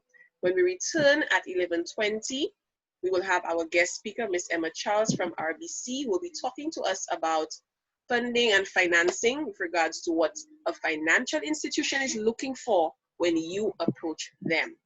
All right? Okay, ladies, I'm going to pause the recording now. Okay, ladies, we are back from our break, and we have a very special guest speaker who is joining us for the second portion of our class, and her name is Miss Emma Charles. I will, of course, give you a little bit of information about her, and so that you understand her background, okay? So Miss Emma Charles is an RBC relationship manager with over a decade of excellence in the financial services industry. She specializes in business lending and is passionate about helping businesses grow and regularly visits businesses seeking financial assistance and advice. She joined RBC, that is Royal Bank, in January 2018 as a relationship manager, a position that drives her passion to help entrepreneurial dreams become a reality. With her love for interacting with people and the positive energy she exudes, she genuinely wins her clients' trust, and they are confident her advice is always in their best interest. Outside of work, she loves spending time hiking, is an amateur photographer, and is a sport lover who is a cricket fanatic. In her younger years, she represented St. Lucia in netball at the Windward Island School Games. Her educational background includes a Master in Project Management from University of International Corporation, Mexico, a Bachelor of Science in Sociology and Management from the University of the West Indies, St. Augustine campus, certificates in International Training and Facilitation Skills, Leadership and Strategy from Global Campus 21, and a university certificate in Counseling Women from Athabasca University in Canada. So ladies, this is Emma Charles, and she is joining us to talk a little bit about funding and financing your dream, especially in this market. All right, Emma, are you with us? Yes, I am, Michelle. Thank you so much for your introduction and thanks for having me here once again. Ladies, good morning to you all and welcome to Dream to Reality. Michelle, it's an absolute pleasure to be here. And this is a very critical aspect of your dream, of the course, where we determine how you fund the dream that you have. So you've gone through the ropes of putting your plan together on paper. You've gone through the ropes of doing your research, coming together with this brilliant idea. And the hardest part for some of you is the financing part. Yes, I work in a commercial bank, but this course encourages you to seek a non-traditional funding. Reason being, because of the economic environment, because of the added disruption of COVID, it has made it a lot more difficult for commercial banks to be able to fund your dream. It has always been difficult to grant startup loans to entrepreneurs like yourself because of the high risk involved. And I'm sure you would appreciate that when the bank is lending you someone's money, they're hoping that you're able to pay back over a certain time period with interest. For a lot, because of the high rate of failure of startups, commercial banks in St. Lucia don't really do startup loans. However, we have the development bank in SLDB. We also have Bell Fund who would grant you financing. Now, when it comes to financing your business, you have to do your own research, a lot of research. We find in the commercial banks, a lot of entrepreneurs who approach us, either they don't do enough research because we would ask specific questions of your business, of your plans, and you're not always able to answer and answer confidently. So you may give an answer. Sometimes it may even seem as if it's the very first time that you're hearing about. So we ask you a question about your business, and it seems as though you did not do enough research to be able to answer us and answer us confidently. So although what the commercial bank is one of the traditional ways that you would fund your dream, the focus of this course is to look at the non-traditional ways of funding your dream. We provide you with all the advice that you need. So yes, I work with the commercial bank.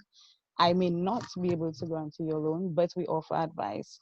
But you cannot just simply walk in the bank. You would need to set up an appointment so that time is scheduled to explain everything that's required for you.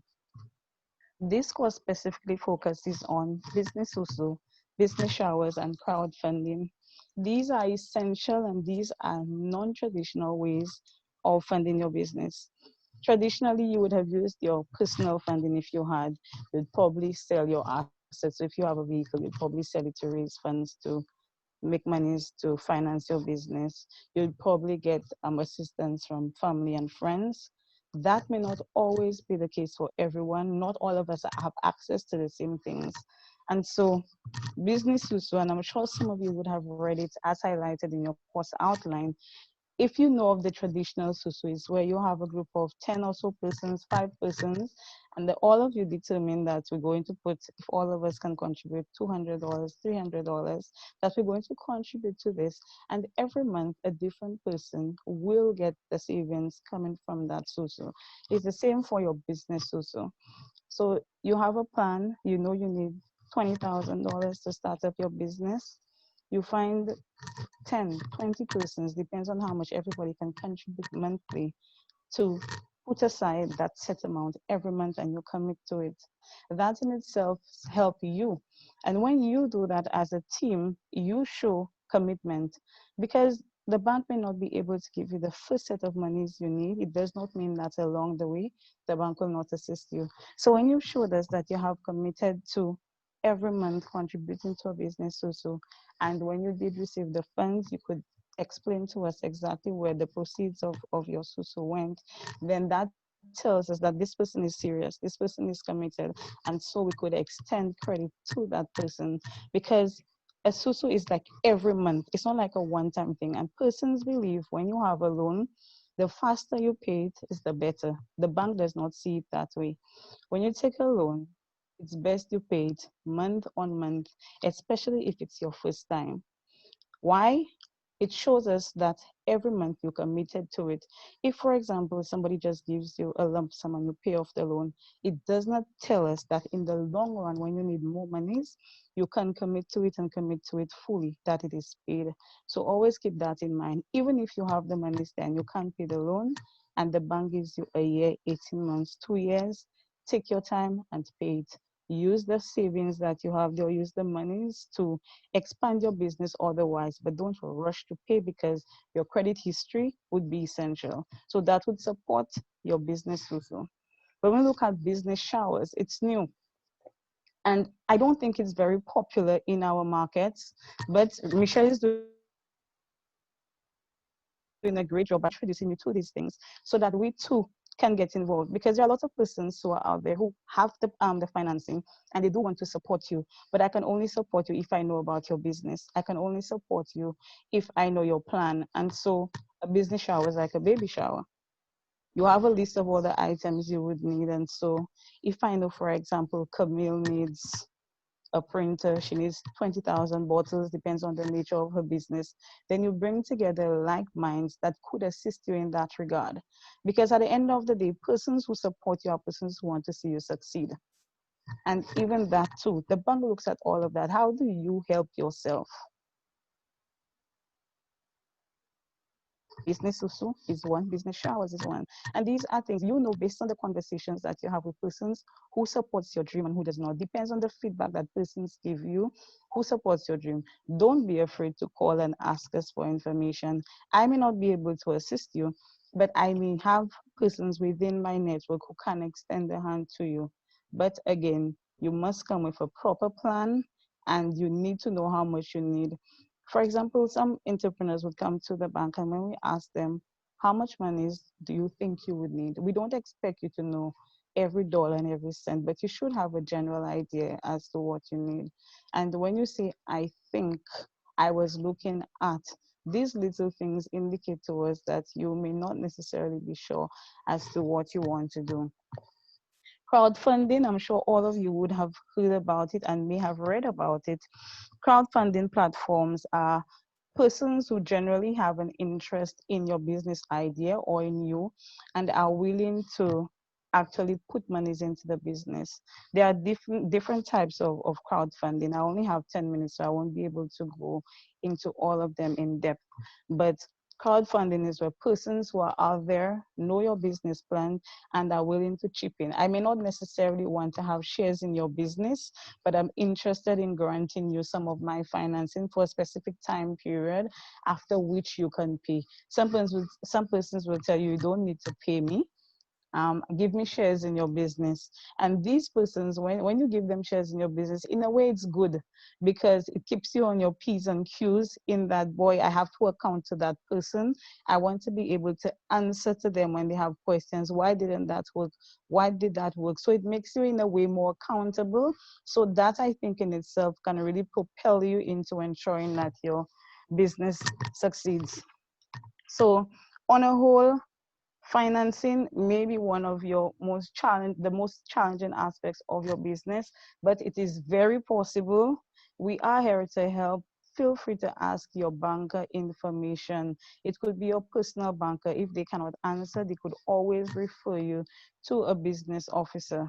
Don't be afraid. There are a number of banks here, and generally, when you do your research, you will realize it's a lot of the same information which is required across the board. So if you have any questions, I think now is your time to ask if you have any. Yes, so ladies, this is your opportunity. This is the moment of truth where you can ask all of your burning questions regarding funding, financing your dream, the procedure, the process, the ins and outs, what do you really need? And of course, you heard Emma refer to the non-traditional forms of funding, which you will be introduced to in the third phase of this course. So ladies, this is your opportunity to ask your questions. Go ahead. Sure, Shireen. Hi. So it's the question I have is not direct. Well, it's not directly related to asking for a loan or anything, but in terms of a business account, getting a business account, because yesterday I was told that we do have a 12-month or a 6-month financial projection or something like that for my business. So like how does one come up with that, like get that kind of stuff going? Like how do they create? Okay, so it all depends on the nature of your business, Shireen. Thanks for the question. That's a great question. A lot of times we know since it's a startup, you may not necessarily know how much money is that you will generate, but if you do your research, you should get an idea. Usually banks will provide you with the cash flow template. So in the cash flow template, it would have all of your income generating activities and it will have all of your expenses for the month, and that will give us an idea as to what you will have over and whether you will have sufficient to pay for your loan or whatever.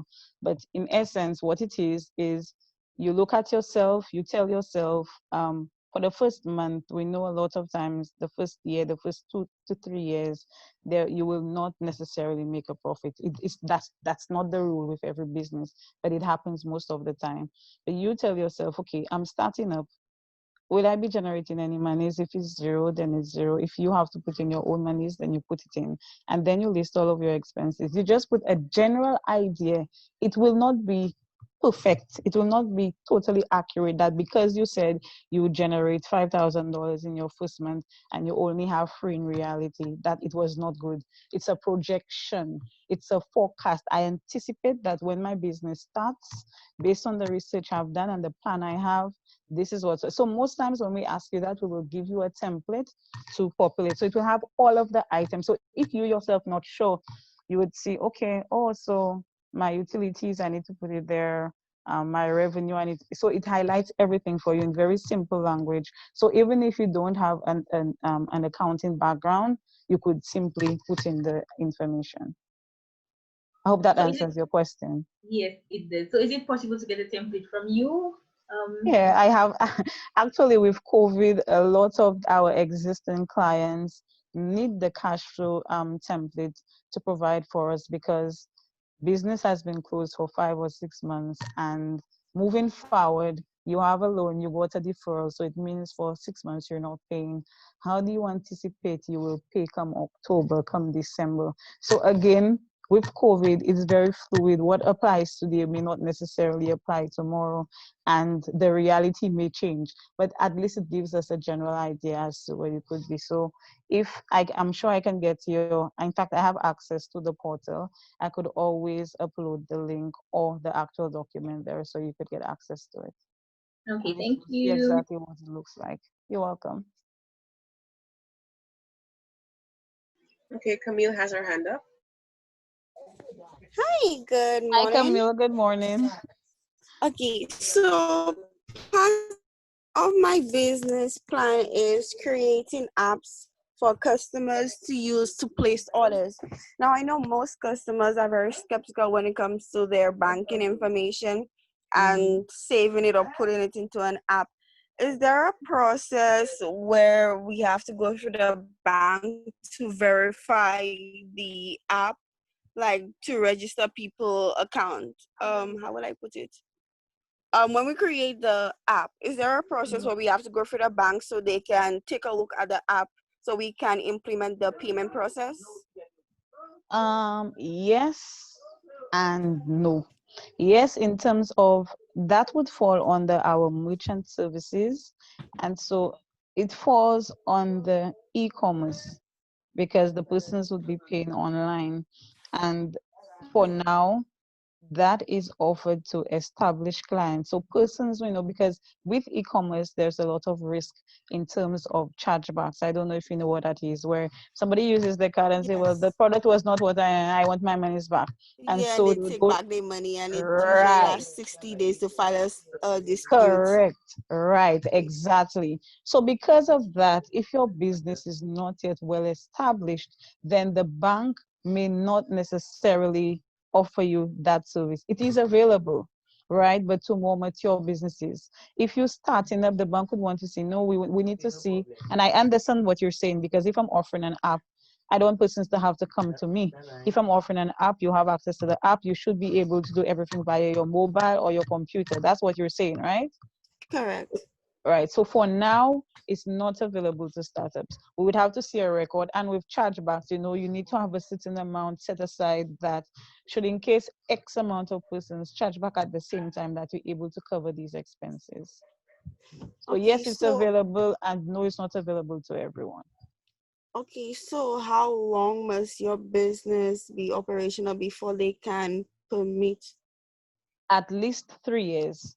And that would be the infancy stage of your business. So once you start off, you show us for 3 years you're committed to the business, you've not shut down. And why the bank is saying 3 years is because most times for startups within that period, if you don't survive that, then it would be a no-go. But if you're able to survive, that's supposed to be your toughest period, then at least you get a thumbs up from us. Okay, another question. So it's also in regards to the app. Mm-hmm. So due to the fact that I have to wait like that 3 year period, if I do decide that customers can come directly to me and I will be able to process the payments on my end, I know that you have to provide a financial statement to the bank in regards to funds that you're going to put on your account. Mm-hmm. Is there anything that I should know in regards to that specific part? Any information you can provide as to what type of information that the bank will be requesting from me in regards to the business that I own and how I Mm-hmm. generate my income? Okay. If, for example, you start off and you're forced to use an outlet like PayPal, for example, you would have statements, right? Yes. After you, the initial phase where you use PayPal, for example, because the bank is not going to give it to you, but because you're a startup. Now, PayPal will also conduct its due diligence, but if you do qualify and you have access to PayPal, where that customers can use it via your app, once you can provide the bank with that, in addition to your account opening documents, if that's not your existing bank that you have a relationship with, in terms of your business account, then you would need to provide us with statements from PayPal showing, well, for the past 3 years, I've not been able to obtain e-commerce from a commercial bank. However, I've been using PayPal. This is my record. I have only 2 chargebacks out of 300 transactions that were processed over the last 3 years. So once you have a record or you have history to justify your ask, then you should be good. Okay, thank you. I hope that made sense to you. Yes, yes, it did. Okay, ladies, let's keep the questions coming. Questions, concerns, anything that may pop up into your head with regarding finances, even the financial documents themselves. This is time to ask your questions, ladies.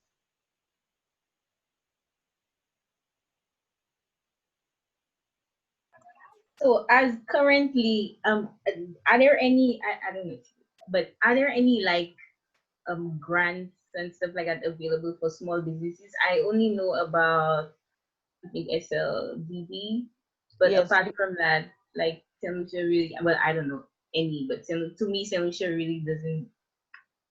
Right, so that's why I mentioned the SLDB. A lot of clients who come to us, we actually refer them to SLDB because SLDB would be the ones, for example, if the OACS has grant monies that they're offering to entrepreneurs, because SLDB is a development bank, they see to it that entrepreneurs like you can grow.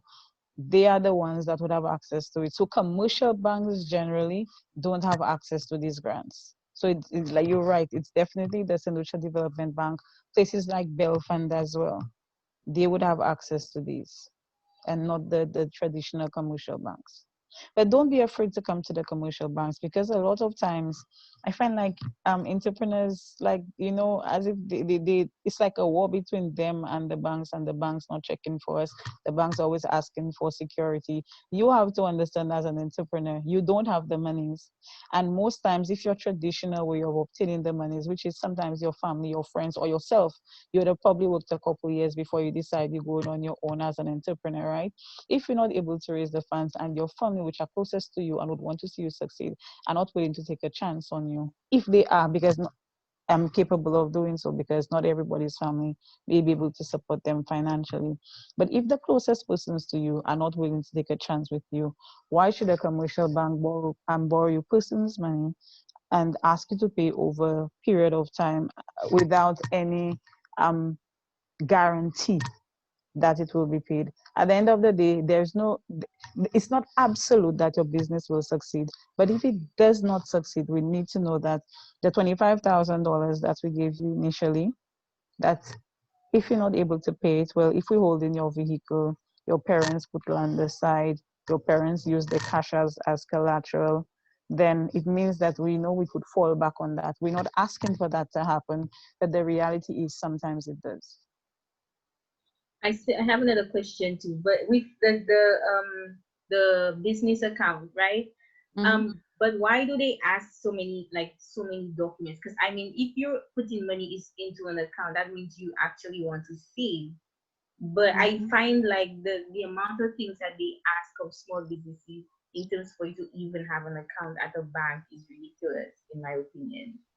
Sharon, do you know that a lot of fraudsters, persons who want to launder money, use a lot of small businesses as a front to do so? I And am aware because the bank over years, over a period of time, have noted that a lot of the times, some of these small businesses just act as a front to launder monies. Because of a few bad apples, it makes it challenging for everybody. At the end of the day, all of us pay for it. All of us. At the end of the day, I hate to give customers a long list. Sometimes I tell myself, even me at the bank, I tell myself, what we doing with all of that? But we must do our due diligence in the background, the persons monitoring the account. I remember at the end of the day, my job is to sell. So I sell you the account and that's it. I give you a checklist, but somebody else opens the account. But the accounts are being monitored, especially for small business. Because of the nature of your business, how often do you deposit? The nature of your deposits, the amount, frequency, amount. If you use different banks, why aren't you different locations? If you have multiple accounts, all of that was taken into consideration before this long list came into being. So appreciate that if you do qualify for a business account, that's a nice little win for yourself, because at the end of the day, it shows that the bank believes, based on its due diligence, that you have a genuine business and we are willing to work with you. At the end of the day, no bank wants to be associated with any person that launders money. It puts us in a bad light. I'm sure earlier this year and late last year, you'd have heard about de-risking and corresponding banking relationships. That's where you now, as an entrepreneur, want to pay your suppliers overseas. You want to process a wire transfer. But guess what? Because of the bad press that we have, because of the monies that being laundered through our bank, nobody wants to have a relationship with us. And so you want to wire monies to wherever, but since we have no relationship there, it probably has to pass through 5 other banks before it could actually get to the beneficiary. And so guess what? Instead of it going through probably Bank of America and then to your supplier, it probably has to go to 5 different banks, which will cost you more. So whereas now you pay $90 to send a wire to the US, you'd probably be paying $200. And who wants to pay so much money just to pay for goods? So you see, it's a ripple effect. Persons do things, and at the end of the day, it affects all of us. And more so you, because you're just starting up. Okay, thank you. You're Hi, welcome. Emma. Hi. Is it possible to place those requirements on Canvas so that we can all be privy to it? Of course, I Yeah. can. I have it in soft copy. I can always do that. Thanks. And it would be the same, even if it says it's Royal Bank. Right. All banks generally require the same things. Okay, Camille, your hand is up. Yes. What is the average interest rate when when you ask the bank for a loan that you need to pay off? Okay, Camille, you broke up for a little bit. Can you just repeat your question slowly, please? Sure. When you go to the bank and ask for a loan, what is the average interest rate that you have to pay? Does it vary So from 10 to 30%, yes, between I would or say between it 8 and depends? 14. Between 8 and 14 depends on the nature of your business. And it's all about the borrower's risk rating. Again, risk. The higher your risk, the higher your interest rate. The lower your risk, the lower your interest rate. So say for example, you come into the bank for $50,000, but you're giving us your parents allowing us to hold $50,000 of their cash. It means that, I mean, if anything were to go wrong, we have cash for cash. So we borrowing you the monies for a little while and expect that we'll get it back. You, as opposed to somebody who has $10,000 in cash and a guarantee. So your auntie has land and whatever. The bank will not necessarily hold your auntie's land, but they'll take your $10,000 and the guarantee from your auntie that if anything were to happen to Camille, the $10,000 can be applied to the loan, and the auntie, because she signed as guarantee, would have to pay. Now, the person who gave us cash is taking the same amount with you for the same term, but their interest rate may be 8 and yours might be 14 because of the higher risk involved. Does that answer your question, Camille?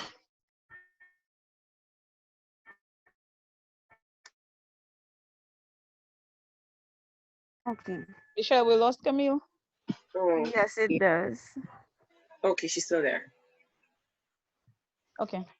Do you have any other Anybody have any questions? questions for Emma? Okay, so That's all um, for now. okay, awesome. So Emma, I just kind of wanted to have a little chit chat with you, in the presence of the ladies here, because I know that they are not particularly familiar with the non-traditional forms of funding. And basically what we're trying to do is to empower startups to know that they have it within their power to invest in themselves and of course invest in each other, because the premise basically we have is that collective dollars create economical opportunities, especially when a lending institution such as a bank is looking for something. We need to at least come with something first, and being able to show that you have invested in your business and of course in yourself would definitely be on the right side with the bank. So in terms of the Business Sou Sou, we're looking at having those ladies put in a fixed amount of money, and they decide how often or how frequent they want to draw that money. It could be fortnightly or it could be monthly. But at least that money is guaranteed cash that they will be using towards the business. Of course, there is a reporting system that they will be adhering to, and of course, utilizing the receipts to show that this is what they put the money towards. It must be put towards the business, whether it is the startup cost, the expenses, or whatnot. And then each person takes a turn to do that. In terms of the groups, we're going to be grouping persons based on whether they're drawing fortnightly and persons who are drawing monthly. So these will be two separate groups. And the numbers are going to be anywhere from, depending on how many persons decide to take advantage of this opportunity, because again, it is not mandatory. Persons choose to. It's highly recommended though. So we're looking at groups of maybe 6 to 8 people, and maybe in terms of up to 10, but it really depends on how frequently we want everybody to at least get a turn to draw. And in terms of the business shower, the business shower basically is geared towards a follow-up from them presenting at Startup-Led in St. Lucia. So after they've put together this phenomenal comprehensive business plan, they need to be able to master their storytelling skills or their pitching skills.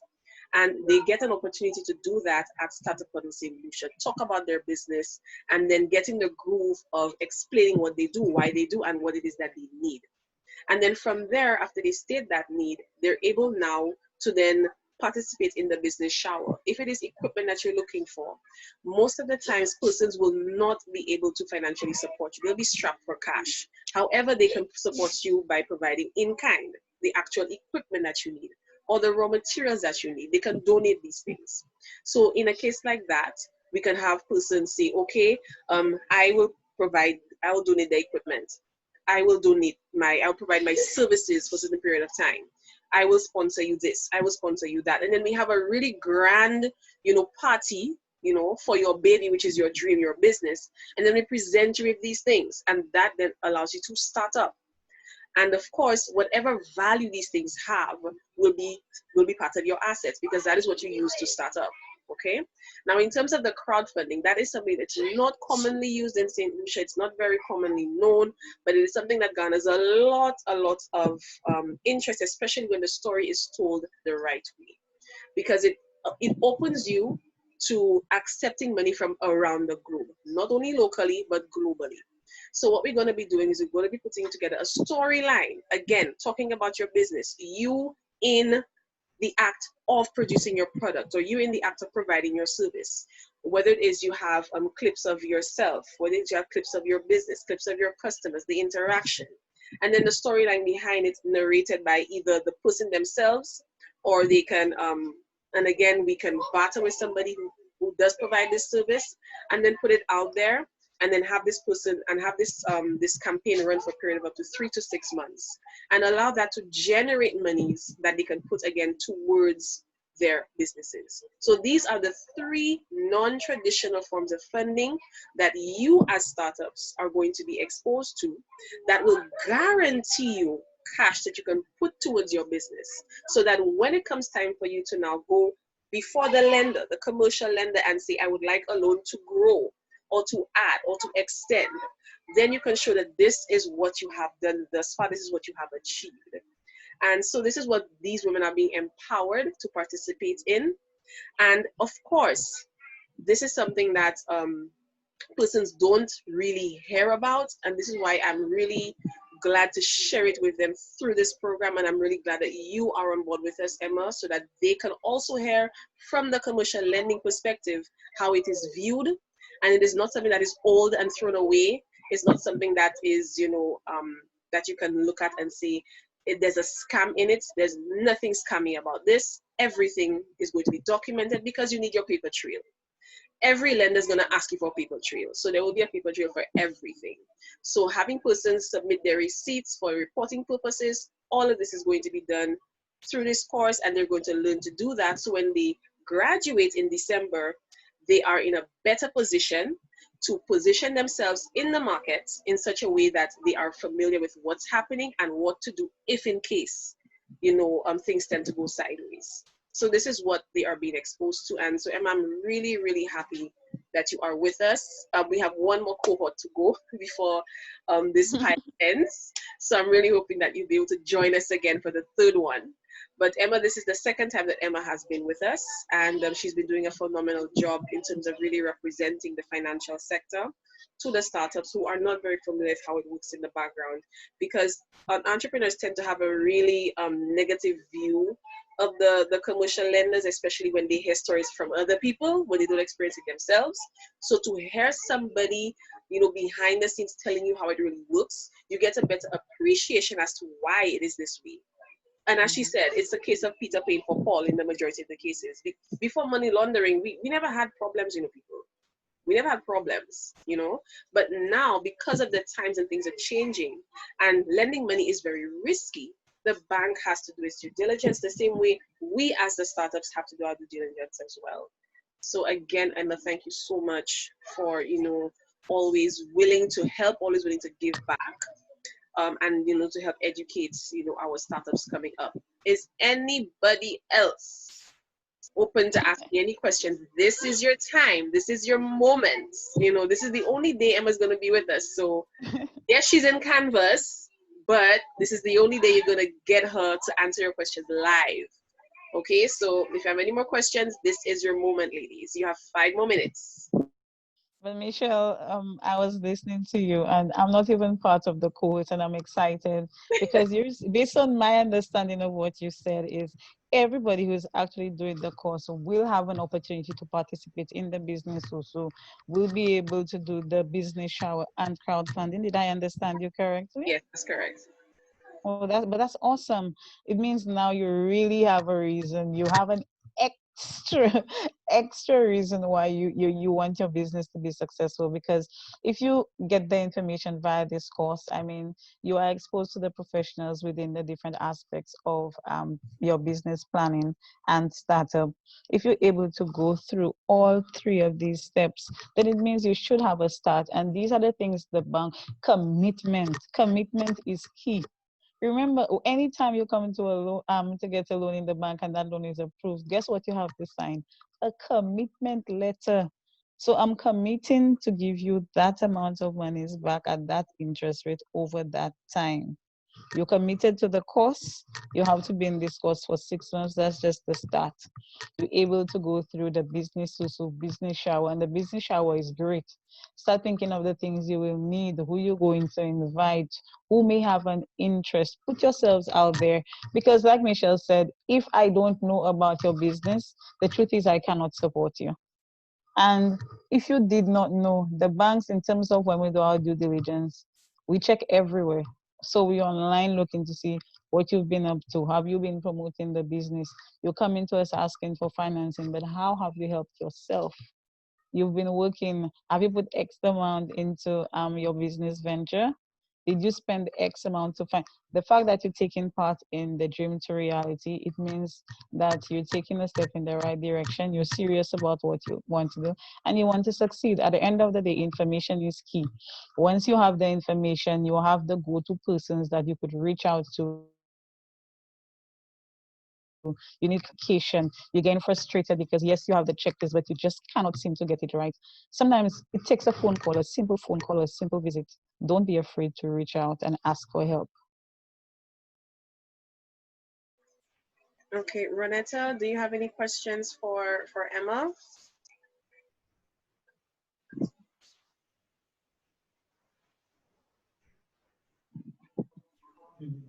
Hello.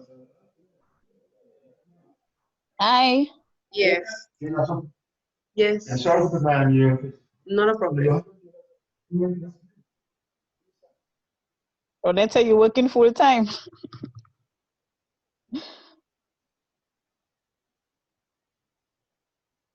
Yes, I am, Miss Charles.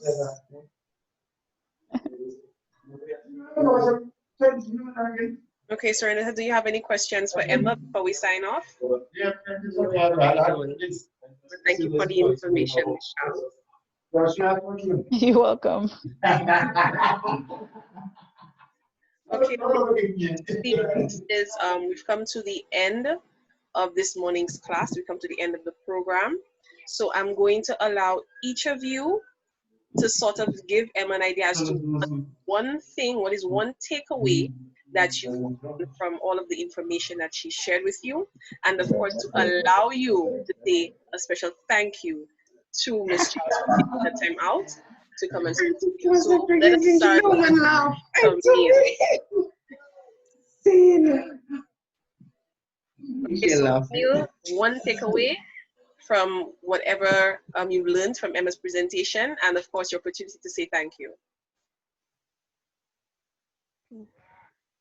Thank you so much, Miss Emma, from your presentation. I gathered quite a good bit of information, including based on the questions that I asked about how can I go about seeking, my apologies, financial assistance in regards to my e-commerce business.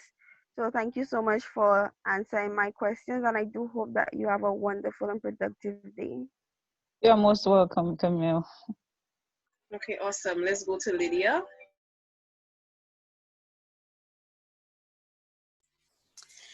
Thanks, Emma, for the enlightenment. And I must say, I am really happy and pleased with the way that you've stressed on the non-traditional ways, the 3 non-traditional ways of gaining funding for a startup business. Coming from a banker, I think that's good. Thank you. Yeah, you're welcome. Lydia, we understand. We understand that we may not always be able to help, and that's why we tell persons come. Because us not being able to help in terms of giving you the cash does not mean we cannot guide you as to how you can be successful. So it was a pleasure being here, and I'm glad you got something out of it. Okay, awesome. Let's go to Vincia.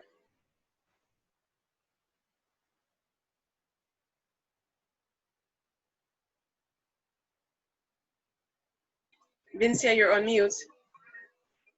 Oops. What I really gathered that it's true that the bank don't give up startup loan, but the fact that they give advice and they actually tell you where to go, like Belfun and all of those things, I find it's really informative about those things. So thank you very much. Most welcome, and feel free to reach out to ask your questions. You're uncertain about something, ask. We will not answer your question. All right, great. Let's go to Blue.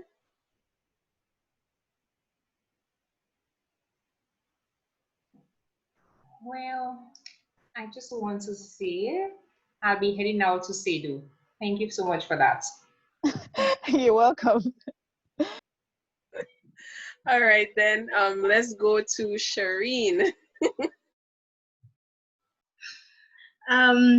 Yes, I have one last question. Like, this is a last minute thing. But how long do you have to be in existence before you can open a business account? Once you have all the required documents, I'm sure you should be able to from the onset. Because remember, if you as an individual hopefully would have had a savings account with either a credit union or a bank, the bank would more than likely ask you for a reference letter. But once you have all the documents set out in the list, the checklist, you should be fine. So Okay, from because day one, because remember the bank will always ask you for statements, whether it is with your the bank that you have the relationship with or another bank. The bank will ask you for your financials, no, your bank statements. In order to prepare your financial statements, your accountant or yourself would need to keep track of and always make it a point to. And I forgot to mention that when you open your business account, no matter what, as much as possible, try always to deposit the monies, even if it means you take it out the same day, straight after. But at least you can account for it, because we do forget. It happens. Somebody pays cash, you needed to get something, you paid for it, you probably dropped the receipt somewhere, forgot it in your pants, washed it, and you just lost track of that altogether. So it's key to always deposit everything and withdraw it if you have to. But from the onset, from day zero, you could open your account once you have all of the documents required. okay. Just to add to what you were saying, for sharing, some of the banks would require, if you're just starting up, they would require a sales forecast. So once you can show the banker that, okay, I plan to have this amount of money coming in and these would be my expense, because they need to know that your business is viable in the sense that it can repay the loan. So Correct. some have visited other banks and some don't ask for it, but some of them will ask you for a sales forecast. Yeah, I was told that. So Right, I and that's the template that I promised to send to you. So you should have access to one, at least you see what it looks like. okay, I just wanted to clarify that because I've been trying to get a business account from since last year. My business has been registered from day one, but at one point I was told that I have to be in existence for 2 years in order for me to qualify to get a business account. So it's something I'm actively working on because I believe that it just needs to happen. In regards to what you said about always depositing, that's something I've always been doing. I don't care if I get $100, I will put it through the bank before I even use it. So that's something that's habitual for me. So thank you so much for clarifying everything with the business account, especially because it's something I really, really want to get done. It's just that there are so many stumbling blocks and stuff, but thank you so much for clarifying everything. Just You're a quick welcome, but question, Shireen, though. Is it necessarily a business account or is it a checking account? They said as well. Because I said I wanted to open an account for my business. That's what I said. And then well, yes. So now the truth is now we only open checking accounts for businesses. We no longer open savings. And again, if you have a savings, it means the banks have to pay interest. So the banks don't open savings accounts for businesses. But I actually do own a checking account. I have my personal checking account. So when you have your business funds now, you have to deposit it on your personal account. Yes, so I deposit on my personal checking account. I will also seek clarification from you. You know, things change, but I'll verify before I send the information, Shireen. I'll verify whether that is the case. You're saying you're trying to open the checking account and you're being told you cannot open it. So I'll verify on our end what it is. Okay, thank you so much. You're welcome. Renata, you had something you wanted to say or to add? No, that's it. Awesome. All right. So, ladies, as Emma had said, she's actually on Canvas, or should I say she's in Canvas. She's listed there as a teacher. So you can communicate with her if in case you need to. Of course, all you need to do is to go to Inbox, go to the course, select teachers, and select her name, and then you'll be able to communicate directly with her. And also, we'll be liaising to ensure that the documentation that she spoke about will be readily available for you in Canvas. It will be posted under your files. So when you go there, you will be seeing all the information there that you needed to get access to. Remember, with this particular module in Dream Builder, you need to download the document from the tools section in order to do your assignments. And ladies, you got a preview into phase 3 of the course. Okay, you got a preview, because actually the non-traditional forms of funding, you will only get exposed to it when you enter phase 3. That is after you have gone through your mentoring, after you have presented a startup conversation. That is when and that is what cohort 1 is now entering. So you ladies got a preview as to what it is. So now when it comes your time, you'll be in a better position to decide which of the 3 non-traditional forms of funding you'll be utilizing for your business. You can choose all 3, or you can choose 2 out of the 3, or you can choose not to participate at all. It is all your choice, but it is highly recommended. Okay? So ladies, we have come to the end of our class. Once again, thank you so much for joining us and for speaking to our ladies. We look forward to communicating and connecting with you in the near future, of course, via Canvas. Do you have any final words to give our ladies before we sign off? Thanks so much again, Michelle, for having me. Ladies, you've got this. Financing may not always be available where you want, but then that allows us to think outside the box and to explore other options, because there are many. Sell your business. Like Michelle said, have that perfect pitch so that when I hear about your business, I will have no choice but to want to support you and want to see you succeed. Thanks for having me again, Michelle. I will send the documents. Michelle, should I send these documents to you and you will upload it, or will I am I allowed to upload the documents? You can actually. I'm not going to put the camera, so.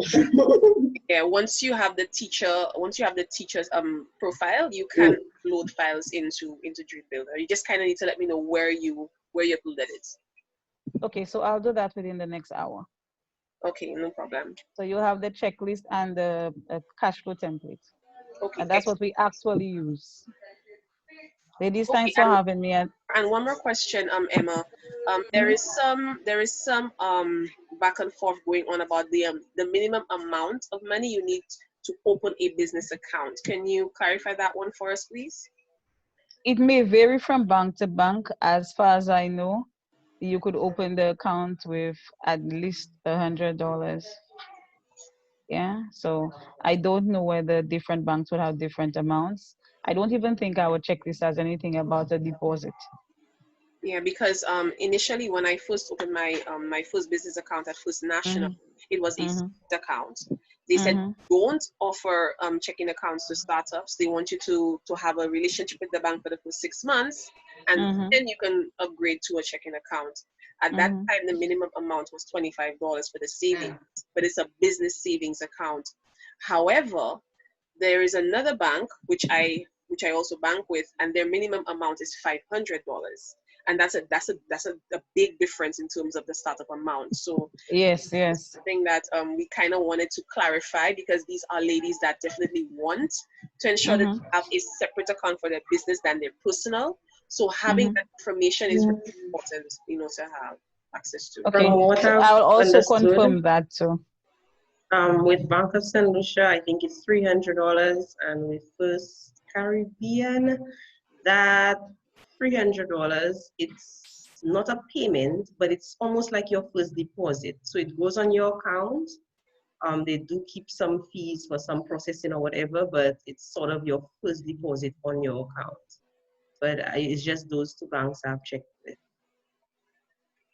Oh, and another thing, ladies, regarding the opening of the checking account, unlike the golden days where you would come today and open your business account the same day, that no longer applies.